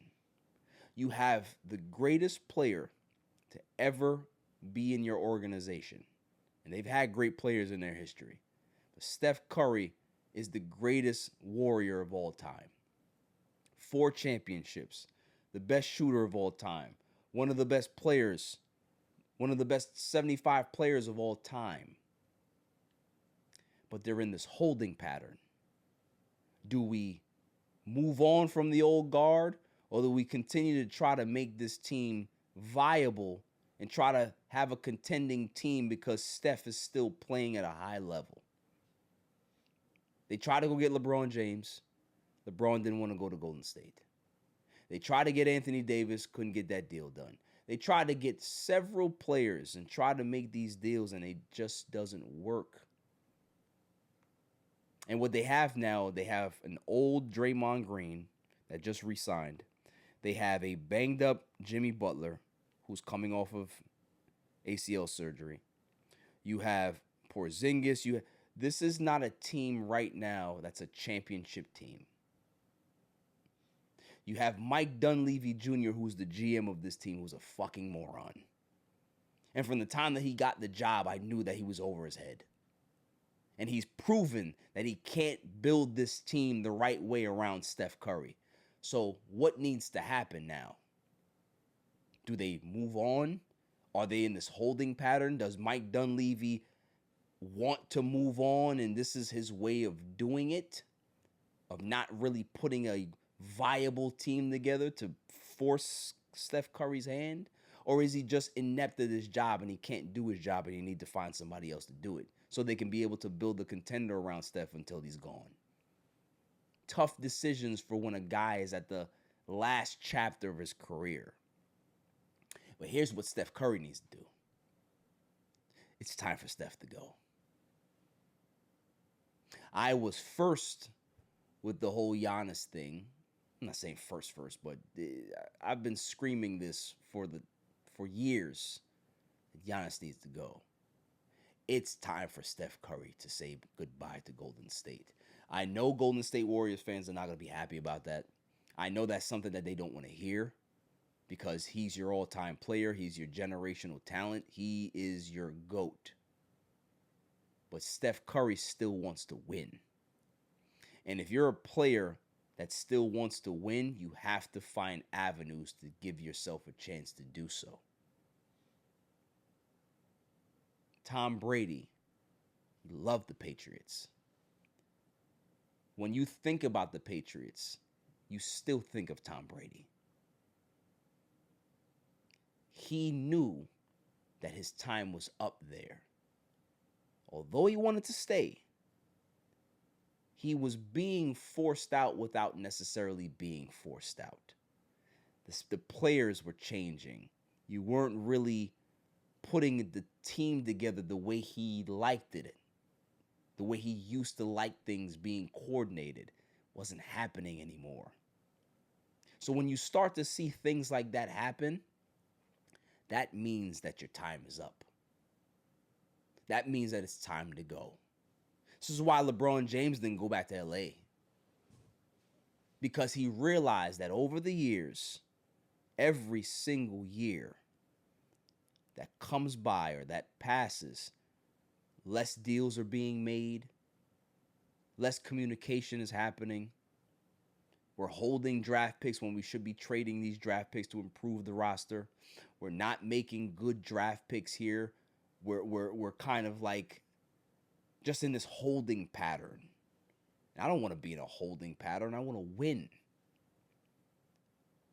So because of that, he went ahead and said, hey, Lakers, don't even worry about it, dog. Y'all go ahead and y'all move on without me. I'm going somewhere else. Because you have to know when it's time to go. Steph Curry has to understand that if you want to continue to play at a high level, great. You can do that somewhere else. It may hurt. It may be painful. But sometimes you have to walk away from things that you love to continue to find happiness somewhere else. There's nothing wrong with that. Steph Curry needs to ask out of Golden State. He's eligible for an extension soon. That extension should not be signed. And once you don't sign that extension, you now send a message to your front office. Is that now you have two options. You can either wait it out and see what happens in regards to my decision of where I'm going to go after my contract is up, just like LeBron James, or you can go ahead and you can trade me, dog. Because I think that Steph Curry, if he gets traded from Golden State Warriors fans will never look at Steph Curry like the ops. You'll never burn his jersey. You'll never boo him. He's giving you so much. He's giving you so many memories across so many different years. 4 championships, playoff runs, multiple finals, historical seasons, historical moments. They will understand that, yeah, dog, it's over here. Like, we're not going to compete, and we don't want to see you struggle to the point where you're just this nostalgia act that people come to see. Like a bear at the zoo. Oh, there's Steph Curry. There's the greatest Golden State Warrior, although this team sucks. But you can go see Steph Curry. Go see you go see him out there trying his best to keep this team afloat. Nah. That's over, dog. You have to move on. So, I hope he takes the advice. I hope he realizes that Mike Dunleavy is a fucking moron. And he needs to realize, I got to get out of here. I got to go. Listen, don't come to LA. We don't want you. But I think San Antonio would be a great fit for Curry. I think that going to Charlotte would be interesting. Go home to Charlotte. That would be nice. Your father would love that. The legacy of Charlotte would love that. The city will embrace that. Might not be a winner right now, but they have some young pieces that are building over there. And there's nothing better for a player that's getting older to be around younger pieces that can be able to help them win. But being on this old-ass team is only going to make things worse for Steph Curry going forward. Because he's still the best player on a team that's aging. Not a good combination. Moving on. AJ Minter, Mets. How do you feel about the trade, Silent Assassin, because a lot of people are just like, hey, what's the grade? How good were these guys? What did we get? Yeah, I get it, but like, he's coming off like injury. He hasn't really played much in his time in the last 2 years. So. And we're talking about Bruin Agbayani, Betty Agbayani's son. Yeah, like they got like decent like potential. Like, granted, they're not like superstars right now in the minor leagues, but there's a lot of potential there.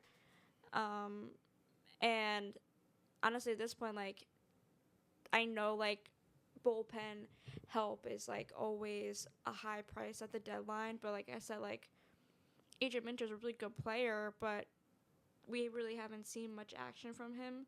So how can you kind of like project of like his value right now?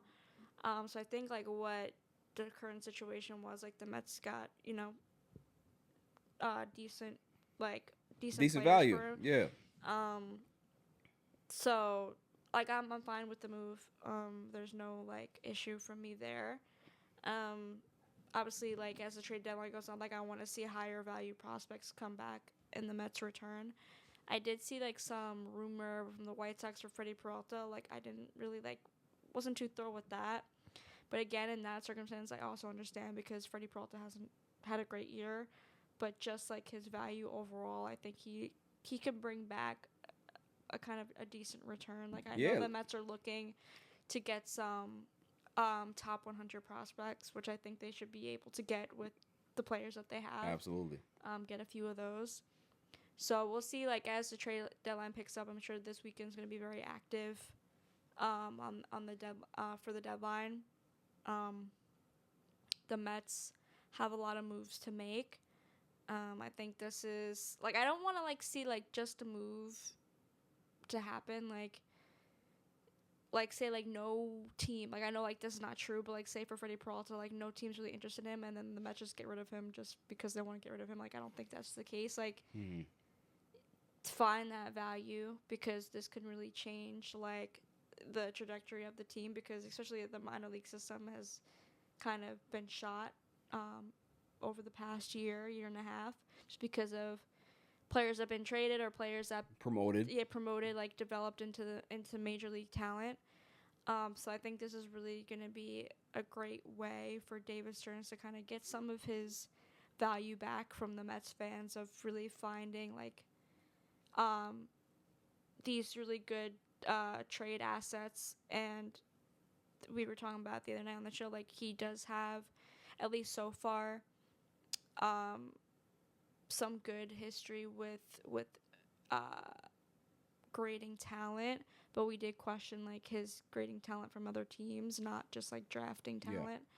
So we really have to see, like there are big minor league talent like that we can get, like especially if we're able to get like that, hit on that 100 prospect list. Like I think we're in good standing.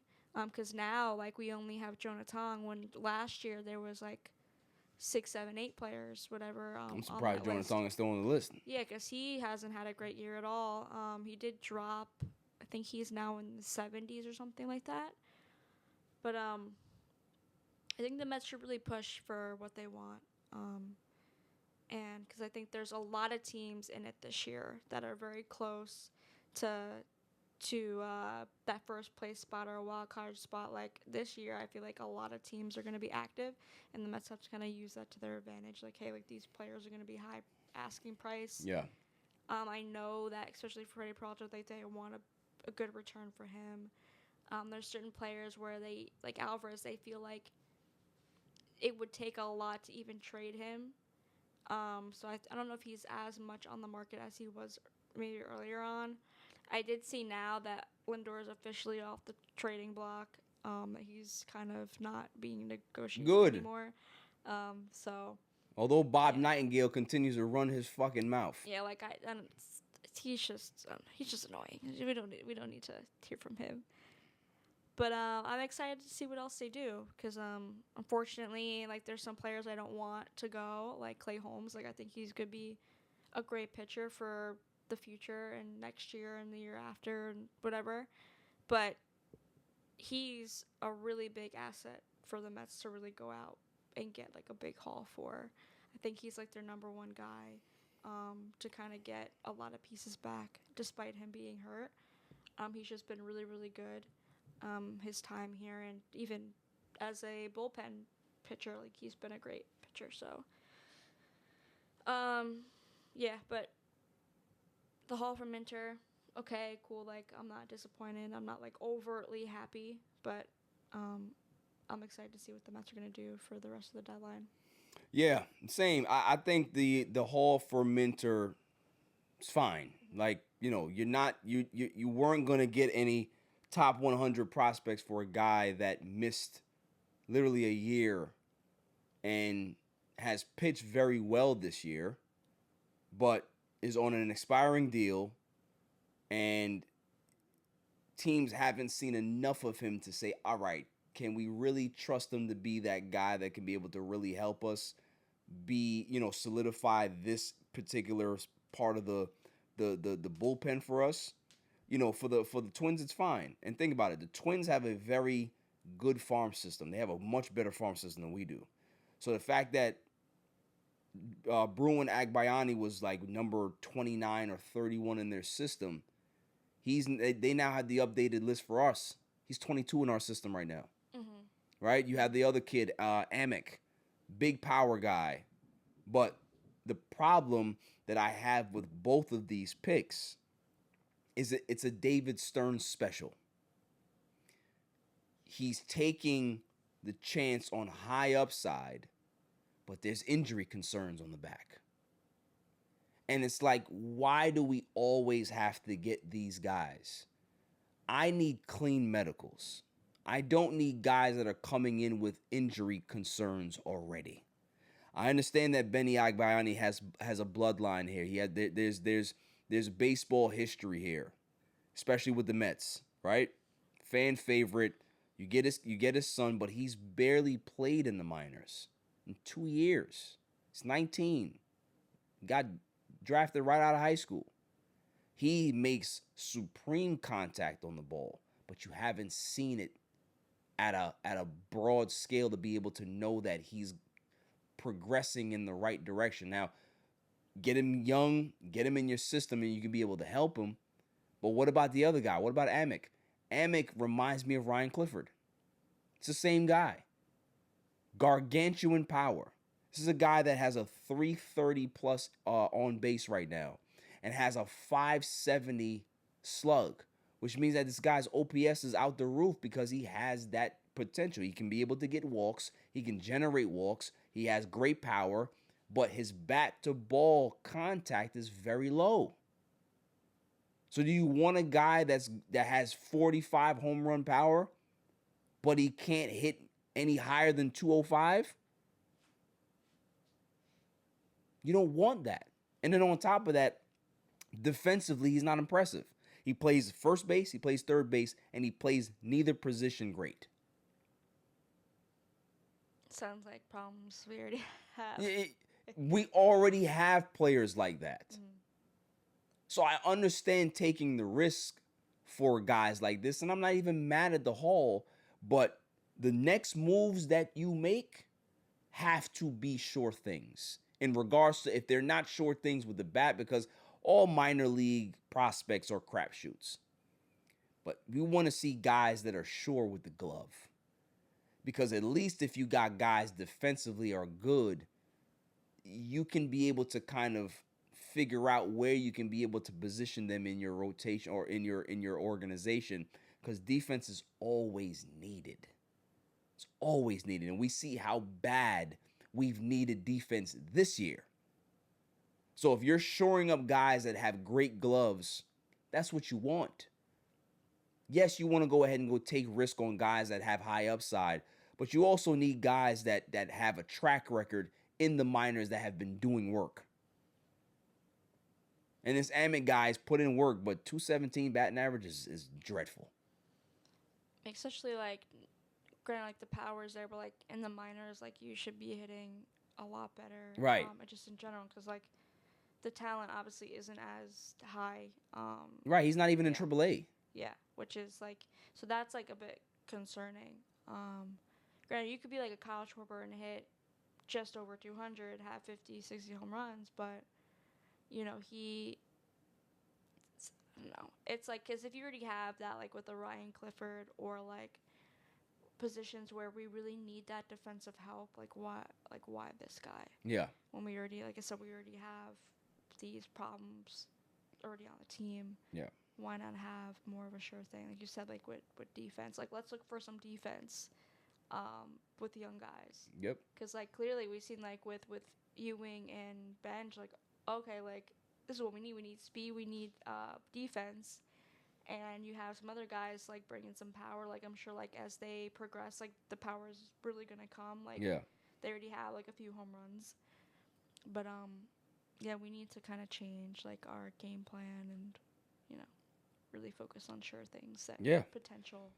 Freddie Peralta, listen, I heard what you said, and I'm not going to disagree with a lot of it. The only part that I will disagree with, you got to get him out of here. I don't care what you get for him. You got to move him. Because you losing him for nothing is a complete waste. Complete waste. Well, I guess, like, obviously, like, I want him off the team. Yeah. But, like, don't just settle for, like, basic. Oh, nah, yeah. You wanna make sure that you're accepting the highest bid. But here's the problem, though. You don't want to burst the bubble. Because sometimes you're going to go ahead and you're going to have all of these teams bidding for his services. And then you wait too long. And then that great deal that you think would be there at 4 o'clock on Monday is not there anymore. Mm-hmm. So now you got to go to the next deal that might not be as good as that one. If that deal is not there, then now you're going to your tertiary deal. Like, that's something that I don't have confidence in David Stearns to be able to juggle, right? Like, if you get a Godfather offer, don't fucking wait. Take it. Because it might not be around there in another hour or so. Yeah, I think that was... They with the White Sox, like, they had, I don't know if you saw it, that it was, I think, like, their 10 and 13 prospect plus more. It said plus more.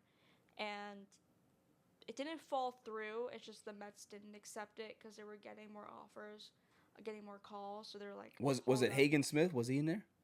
No, it wasn't that high. That's why, like, it was none of the players, either players were on the top 100 list. So, because he's high up. Yeah, Hagen Smith is high up. And one of the other guys. But these were, I think, like, mid White Sox ranking prospects. And they have a great system. Yeah. So, it's like, I don't know if you want to pull the trigger that early. So, I think they kind of took a step back. Okay, like, we're not going to say yes to this. Let me hear some more offers. Yeah, which is the smart thing to do. Yeah, because, like, I mean, he's getting traction. Like, even, like, the Rays, like, you know, I would love some Rays players because what the Rays do and, like, the way they scout talent, like, they're always superstars, like, hidden down there. So I know that the Rays are really interested in him. I saw Phillies are interested in him. I don't want to give him to any Philly, like, you know. I'm okay. He can go there. That's all right. Just as long as you giving us something back that's legit, you can take him. Yeah. So I got no ties to Freddie. Yeah, like, I feel like just like the, like, baseball executives, I think he still has a lot of value despite his bad year. He's an ace caliber pitcher. Like, we've seen, like, his career, just not right here. Just not a right fit here in New York. Yeah. So I think, like, the Mets are doing well, like, valuing him really, really high, and they should get a really great return for him, I think. Yeah. I think the biggest one for me that I don't like is the Clay Holmes situation, because Clay Holmes wants an extension, wants to stay here, and David Stearns is just hell-bent on trading the guy. Now, granted, listen, I understand the strategy, because here's the thing. If you go ahead and you go trade Clay Holmes, and he goes anywhere and he pitches well, has a deep run in the postseason, you can be able to go get him back in free agency if you want him. So, if you can be able to get a high-end prospect and then still have the resources to be able to sign him to a short-term deal in the offseason, that's the best move that you can make. Would I like to see them extend him and just keep him? Yes, I would, because that's a guy that you're now guaranteeing that's going to be in your rotation for 27. You're going to take a risk of not having him. Him going somewhere, him liking that place, and now he stays. Like, trading Zach Wheeler still haunts me to this day. He was so good for us, and for him to be a career Philly now haunts me. The same thing can happen with Klay Holmes. Klay Holmes can go ahead and go get traded and then end up with the Braves. End up with the Nationals. End up with the... Do you want that? And that's my thing with David Stern, is that sometimes I really believe that he doesn't know what the fuck he's doing. Because it's like you're gambling on one road here. Okay, cool. Execute it. But if you don't, it's gonna look bad. Just like the Tyler Rogers situation. You traded off the prospects that, hey, listen, it worked out in our favor because none of those prospects are working out for the Giants. They all are DFA candidates at this point. But you didn't sign the guy back. Yeah. So you literally could have retained one of the best relievers in the game, and he's still one of the best relievers in the game right now, and you wouldn't have lost anything. But you trading off the prospects and then losing the guy in free agency, then you got no value out of that. So if you're going to trade him, cool, but make sure that you go back and get him if you want him, because we still need starting pitching. Yeah. I like saying, like, I understand, like, you could be like, hey, like, we want you to try and go win something with this team. Like, we're going to make a really competitive offer for you, like, in the off season. Yeah. Like, let's also have the team get really high-end prospects for you, and then it kind of works out for both of us. Right. Like, come around next year, like, you might be in a better position if we're able to get something really good. So, like, I get it, but, like, it just, like, when the player is so, like, interested of signing an extension, doesn't want to leave, like, team can get a better deal. Like, why not take that? And then apparently from Klay Holmes is the Mets are radio silent on extension talks, which is crazy. Like, to not even offer a conversation like, no, we're trading. It tracks for David Stearns because he's such a fucking weirdo. So I'm not shocked by that. Yeah, and this is Klay Holmes, regardless trade or not, like whatever, he's gonna have a lot of interest in the offseason. He's gonna get top dollar. He's been our best pitcher for 2 years. Yeah, and it's like you don't want him. It's like, well, not want him, but like not offer him a contract extension is crazy. Well, we're gonna see what happens, man. I think Luke Weaver is definitely gonna get traded. I know Brooks Raley is gone. I think Luke Weaver is going to, because there's so many teams that want a guy like Luke Weaver that can be able to close or be your setup man or your seventh inning guy. Like, this is a guy that his value will never be higher. And for the Mets, I understand that you would want to keep him, but he may not be this guy next year because bullpens are so volatile year to year.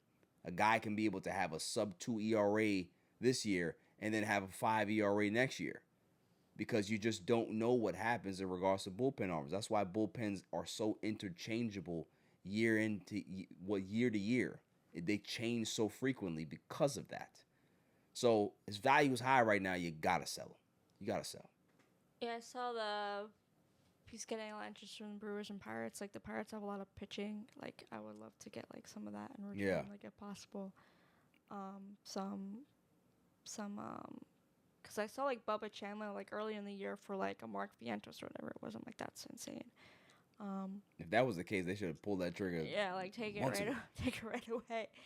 But, Yeah, I think Luke Weaver. Like, I would love to have him here because he has another next year and a year after maybe, player option or team option for the last year. But like, sell high because you're gonna get a crazy return for him as well. So I even saw like even a package deal for Holmes and Weaver. Like, what can you get? If you can do that, then do it. And also too, throw in Devin Williams too. Say, listen, we will pay 99% of his contract, 90% of his contract that's left, because we want his ass out of here. We want his ass out of here. He can't pitch here. If you want to trade Luke Weaver, make sure you attach his ass too. Just clean it out. Call up Dylan Ross, call up Ryan Lambert, call up whoever else, and just have the kids in the bullpen. I don't want to see Devin Williams no more. I don't want to see him no more. That's one of the worst signings, and that was the first one. That was the first one in the offseason. You were so hot to go get him, and he's been one of the worst pitchers in baseball. I'm sick of it. Get him out of here. If you got to trade more stuff for him, then do so. Attach picks to him. Attach some prospects to his ass. Just clean the books. We're done. We're done with him. If that's the case, keep Weaver and attach some prospects and move his ass out. He don't belong here. Yeah, no. Just hasn't worked. Like, there was like a stretch where he came back and then no. He had a month. One good month. Yeah. Get him the hell out of here. Vientos. If he is here past the deadline, I'm going to lose my mind. Like, he should be attached to any deal you have. Throw him in there as a sweetener. Just like, you want Mark Vientos? Say, here. We don't even want an extra. Just take him. Brett Beatty, take it and go. Who else? Senga, take it and go. Who else they got? Polanco, take it and go. Semien, take it and go. I'll leave Bichette. What's my man at first base? What's his name? Young? Yeah, Young. Take it and go. Wagaman. Tyrone Taylor, take it and go. All of it. Listen, the Mets, I need to see a good 10 moves by Monday. There's a lot of guys that need to get moved. All of them got to go. It's going to be a busy weekend. All of them got to go. So we're going to see what happens. But I'm putting my trust in a guy that I have no trust in. That's the problem. Is that, yes, he can be able to draft talent. But like we talked about on Queens Get the Money, like we're talking about tonight, I don't think that he can be able to evaluate another team's players. He has a blind spot. And then what I'm noticing is that he gets railroaded in negotiations. It looks like he doesn't win the negotiation at all. Hey, what about your number 12 prospect? And yeah, I don't think you guys want him because, he's had a couple of rough months. Oh, really? Yeah, it has, but I see something different here on the paper. He looks like he's been trending upward. No. Those numbers they're inverted. You don't want this guy. And he'd be like, okay, well, how about the 20th ranked guy? Yeah, we can talk about him. Yeah, of course. What do you want for him? Yeah. It's like he gets dog walked in these negotiations. I need somebody who's a dog. Look, man, I need this guy. I know that you need bullpen help. I got these two guys right here. This guy's not good. If he was so good, you'd call him up right now to help you. You wouldn't be calling me. So if you want my two pitchers here, you have to give this dude up right here. That's what I would say to the White Sox. If you want Luke Weaver and you want Brooks Raley together, I give them both to you. Give them both of them, right? I need Hagen Smith right now. 2 for 1. Do it. That's how you got to do it. You're desperate for pitching. I got it. I ain't going to fight you for it. Just give me what I want. That's what we need. We need a dog in these negotiations. So I'm hoping that by the time I wake up tomorrow, the deal's made. By the time I wake up on Monday morning, 5 deals are made. And by 6 p.m., everybody's gone. Except Lindor. Unless, and I've always had a caveat, right? You keep Lindor, except if you're gonna go get Fernando Tatis. If you do that, pack up Lindor, okay? Pack up my girl, pack up his 2 girls, and pack up his wife, okay? All the girls, all the girls are going with Lindor if you're gonna go get my man Tatis Jr. That's what I need, right? But if not, hey, you know, I'm a Lindor guy. You keep him here. He stays. Oh, it's the only one that's a deal breaker for me is if you're gonna go get Tatis. I don't have a dummy this week. I don't. I have a statement to make. And people may hate this, they may not like it, but I don't care. Officer Tatum, we're going to speak about you. Brandon Tatum, the biggest house end on the internet today. This is a guy that hates himself. He hates waking up every day looking like he looks. And for him to be able to inject himself into a case that got nothing to do with him. But you see what happens is that he injects himself. He's the one that gets the interviews with the kids. But why? Why him? Why didn't they go to Nancy Grace? Why didn't they even go to Fox News and go get somebody over there? No. They went to go get the safe black guy because it gives you cover. Because why? There's a black kid that's dead. There's the black community that's asking questions and demanding results and answers. And you're not going to go ahead and go speak to any journalist. You need the right dummy to be able to come along so you can feel comfortable to pull the wool over his stupid ass. You mean to tell me that you're going to go on a big publication, a big news channel, and tell Nancy Grace, who has prosecuted or she's been on over 100 cases, that these kids have taken polygraph tests when they didn't? They took some type of lie detector test, but it's not a polygraph. Polygraphs are different. Polygraphs, they weigh your blood pressure. There's so many different factors as to why they get how they get their decisions and how they get their determinations of what being deceitful or honest is. And they haven't done that. But what are we hearing? We're hearing him pushing, oh, well, you know, this kid was doing drugs. Where'd he get it from then? If these are supposed to be his friends, and the kid that he interviewed said that, oh, yeah, you know, this is my best friend, it's my brother. But every time he talked about Nolan Wells, he talked about him with a friend group. I'm sorry. The last time I known about me having a best friend, I'd never have to group him into a group. If I'm talking about my friend, I'm talking about him. I'm talking about having interactions with him, having good times with him, not saying, oh, you know, well, my friend group, you know, we're all of our friend groups is this. And why did that kid speak and the other ones didn't? Because that kid has a mama that's a judge.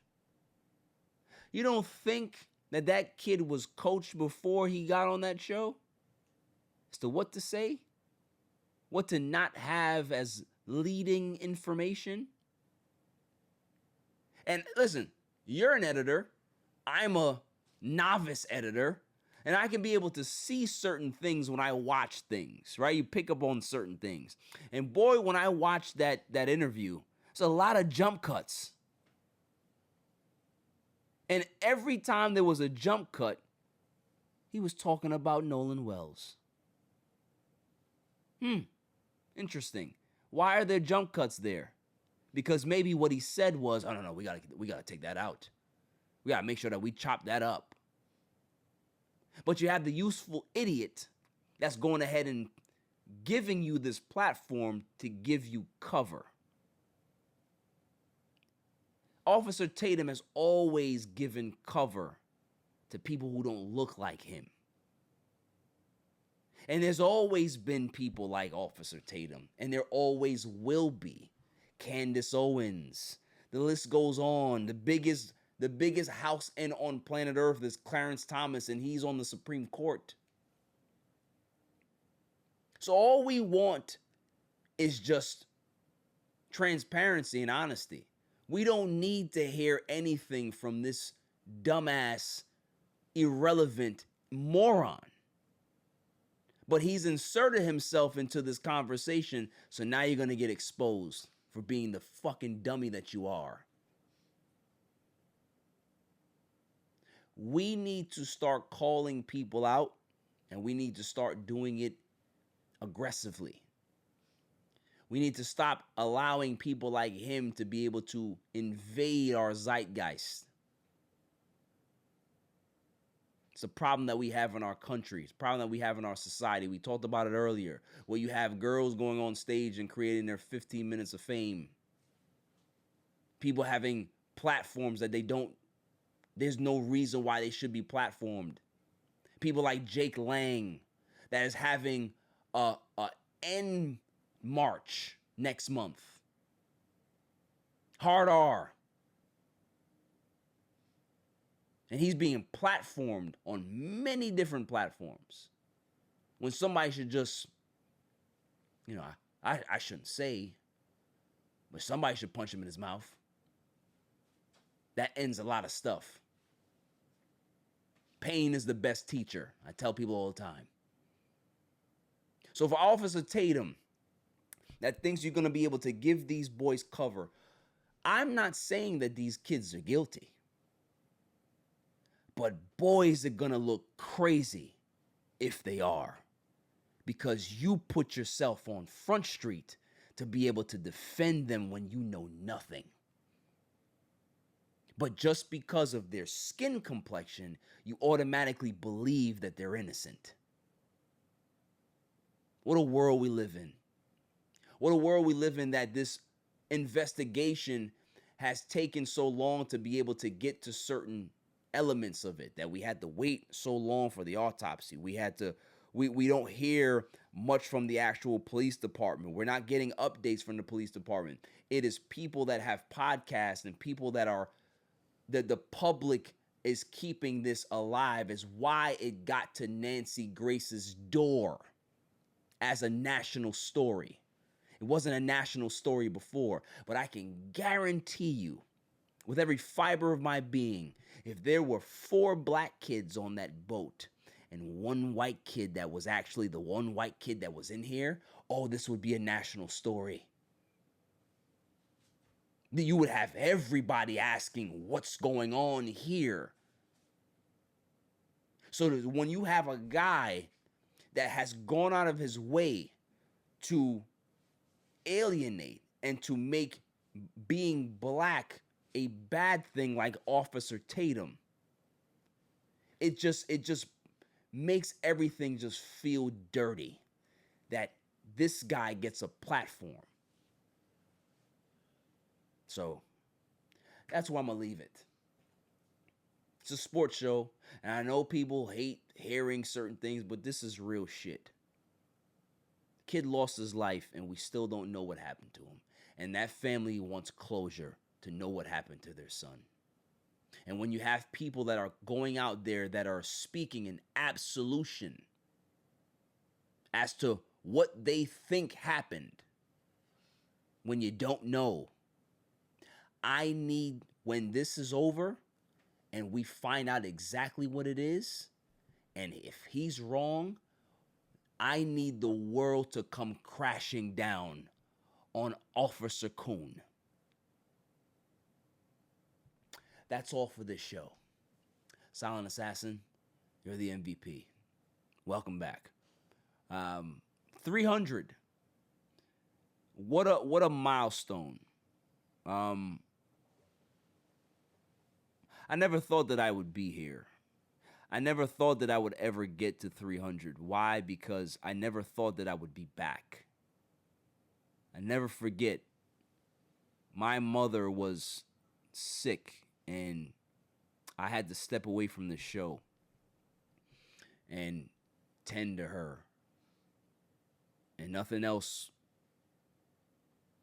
mattered in regards to podcasts and other stuff. Your immediate family, my son, Jazz, everybody mattered in that point. This didn't matter anymore. And I never forget, and she was laying in that bed, and I said to her, you think I should keep going with that thing? She couldn't talk at this time, but she can hear you. She nodded her head. I said, you sure? She looked at me. She nodded her head. I said, okay. And when she finally passed, I still didn't have the desire to do it anymore. Just couldn't do it. Tried. Came down here one day and I went to my little desk, my little mic, and I tried to speak and nothing came out. And I said, well, that's it. And I said out loud one day, I said, Ma, just give me a sign. If you want me to keep doing this, give me a sign. And if you don't want me to keep doing this, give me a sign. And would you believe me if I told you? And a lot of people don't believe in,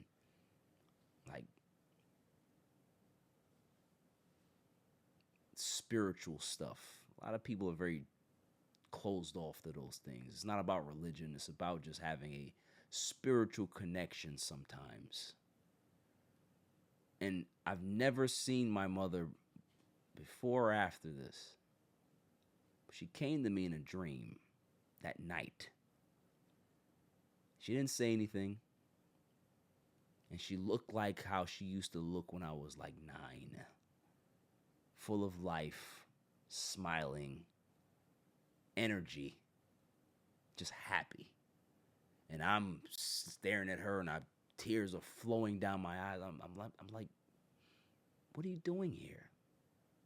Where are we? She just grabs me. And she used to do this thing when I was a kid. She used to rock and hum. Used to always make me feel good. Right? Used to always be like, I'm having a bad day at school. She'd grab me and rock and hum.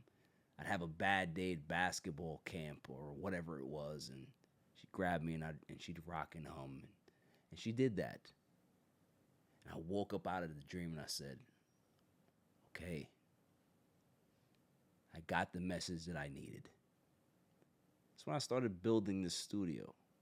It's way before I met you, and then you came along, Silent Assassin, and everything kind of just molded, right?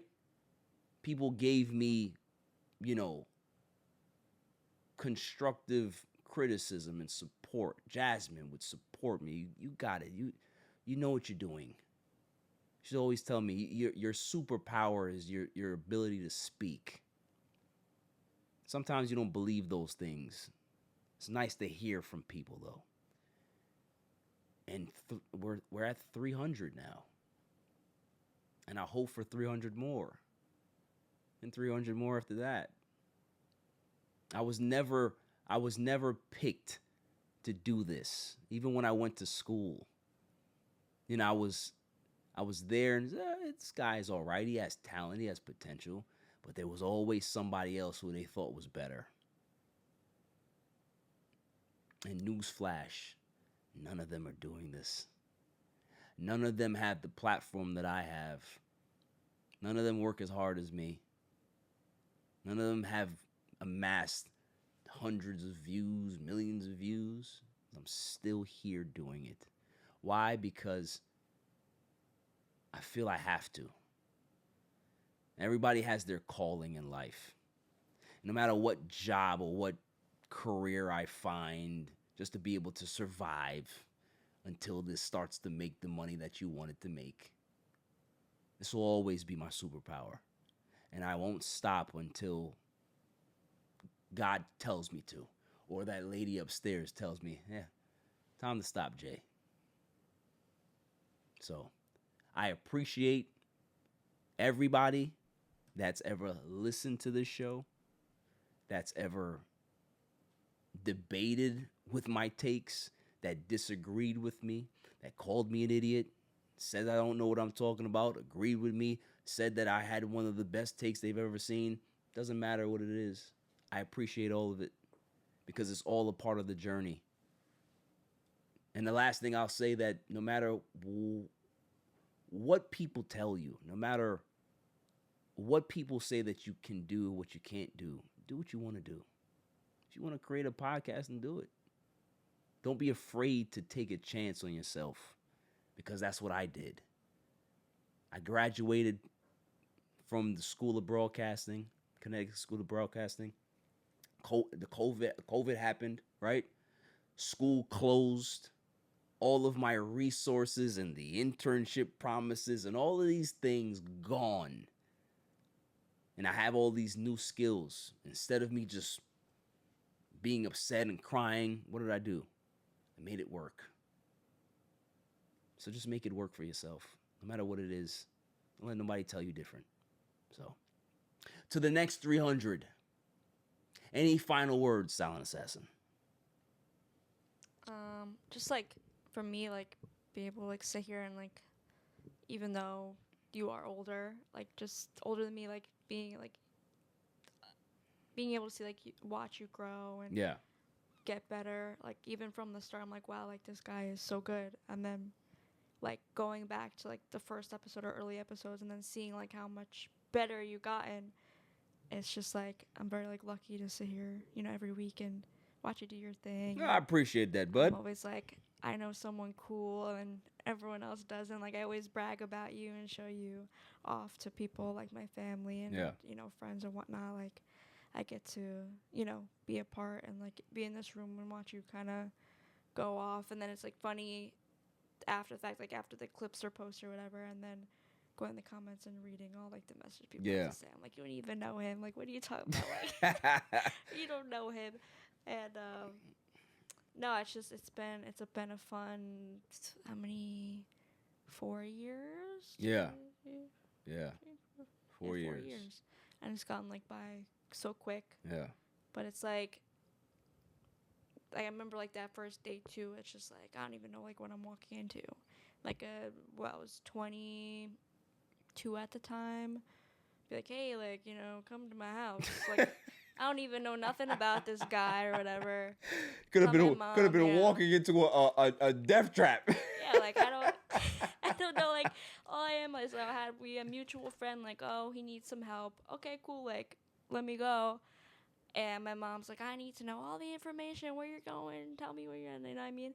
And then like I always say, like I never forget. Like, okay, I walk up to the door, and you open the door, and all I see is you, Jasmine, and Roman just smiling, and like all I saw was that smile. I'm like, okay, like I'm good. Yeah. Like I like before I took a step in the house, I'm like, okay, I'm good. Yeah. Like I got nothing to worry about. But no, it's been a really fun 4 years. Like a lot of learning, a lot of like really cool, fun moments. Yeah. A lot of interactions from like people like you never expect to, you know, be in your comments or follow you, and a lot of cool interviews. One was really cool was like Jamal Bowman, like speaking with him and getting to meet him, and he was like so. I remember like with him, like it just felt like really genuine, like kind of the passion and like that you had for him and really want to interview him. I remember him just like smiling. I think I told you this, like he just seemed like a little kid, like this guy that's been in Congress, and hearing from you like just made him like, okay, like I did something good, and like his little smile, like looked like a little kid smiling. And all the stuff with Whistleblower that blew up, and it's just been a really cool, fun 4 years, and sit on to 300 more and 300 more, and kind of wherever this thing goes, like, you know, I'm excited to see. Absolutely, buddy. I appreciate that. My love, any words? I have a lot of words, but I'll keep it short and sweet. It's been great watching you. Yeah. And I know that I don't come down here as often because I'm not as savvy when it comes to sports. But I enjoy listening to you because I always say that you are someone who's very knowledgeable in sports. And you articulate yourself very well. And that's something that I enjoy watching. And even like hearing Nicole, like I'm sitting here in the back and I'm observing everything, which is what I do. I observe. And I remember when Nicole first came around, she was this shy girl, Yeah. wasn't really speaking. And then the more she exposed herself around us, you can see that she became more comfortable in the environment. And just like even watching you grow and watching you grow, it's been good. Yeah. It's been good to watch. And I'm very proud of you because 300 episodes, it's big. And considering everything that you've been through, Yeah. and just a journey, I want to say that it's rewarding to see. And yeah, I'm just very proud, and I'm excited to see where this takes you. Yeah. And I always say I just know that it's going to take off, and it already is. So Yeah, we had. I have to say. Thank you, baby. I appreciate every word. This podcast it's helped a lot of pain for me. So before I start crying on here, I'm gonna eat my Twix. All right, I eat my Twix. Let me tell you something. To not have chocolate for the first part of your life, man, this is great. I can understand why people eat chocolate so bad. I do. I need the Twix. Well, you said you had the Twix ice cream? I need that. Snickers ice cream, yeah, whatever. So, until next week, stay safe, stay cool. Peace. God damn, that's good. Look.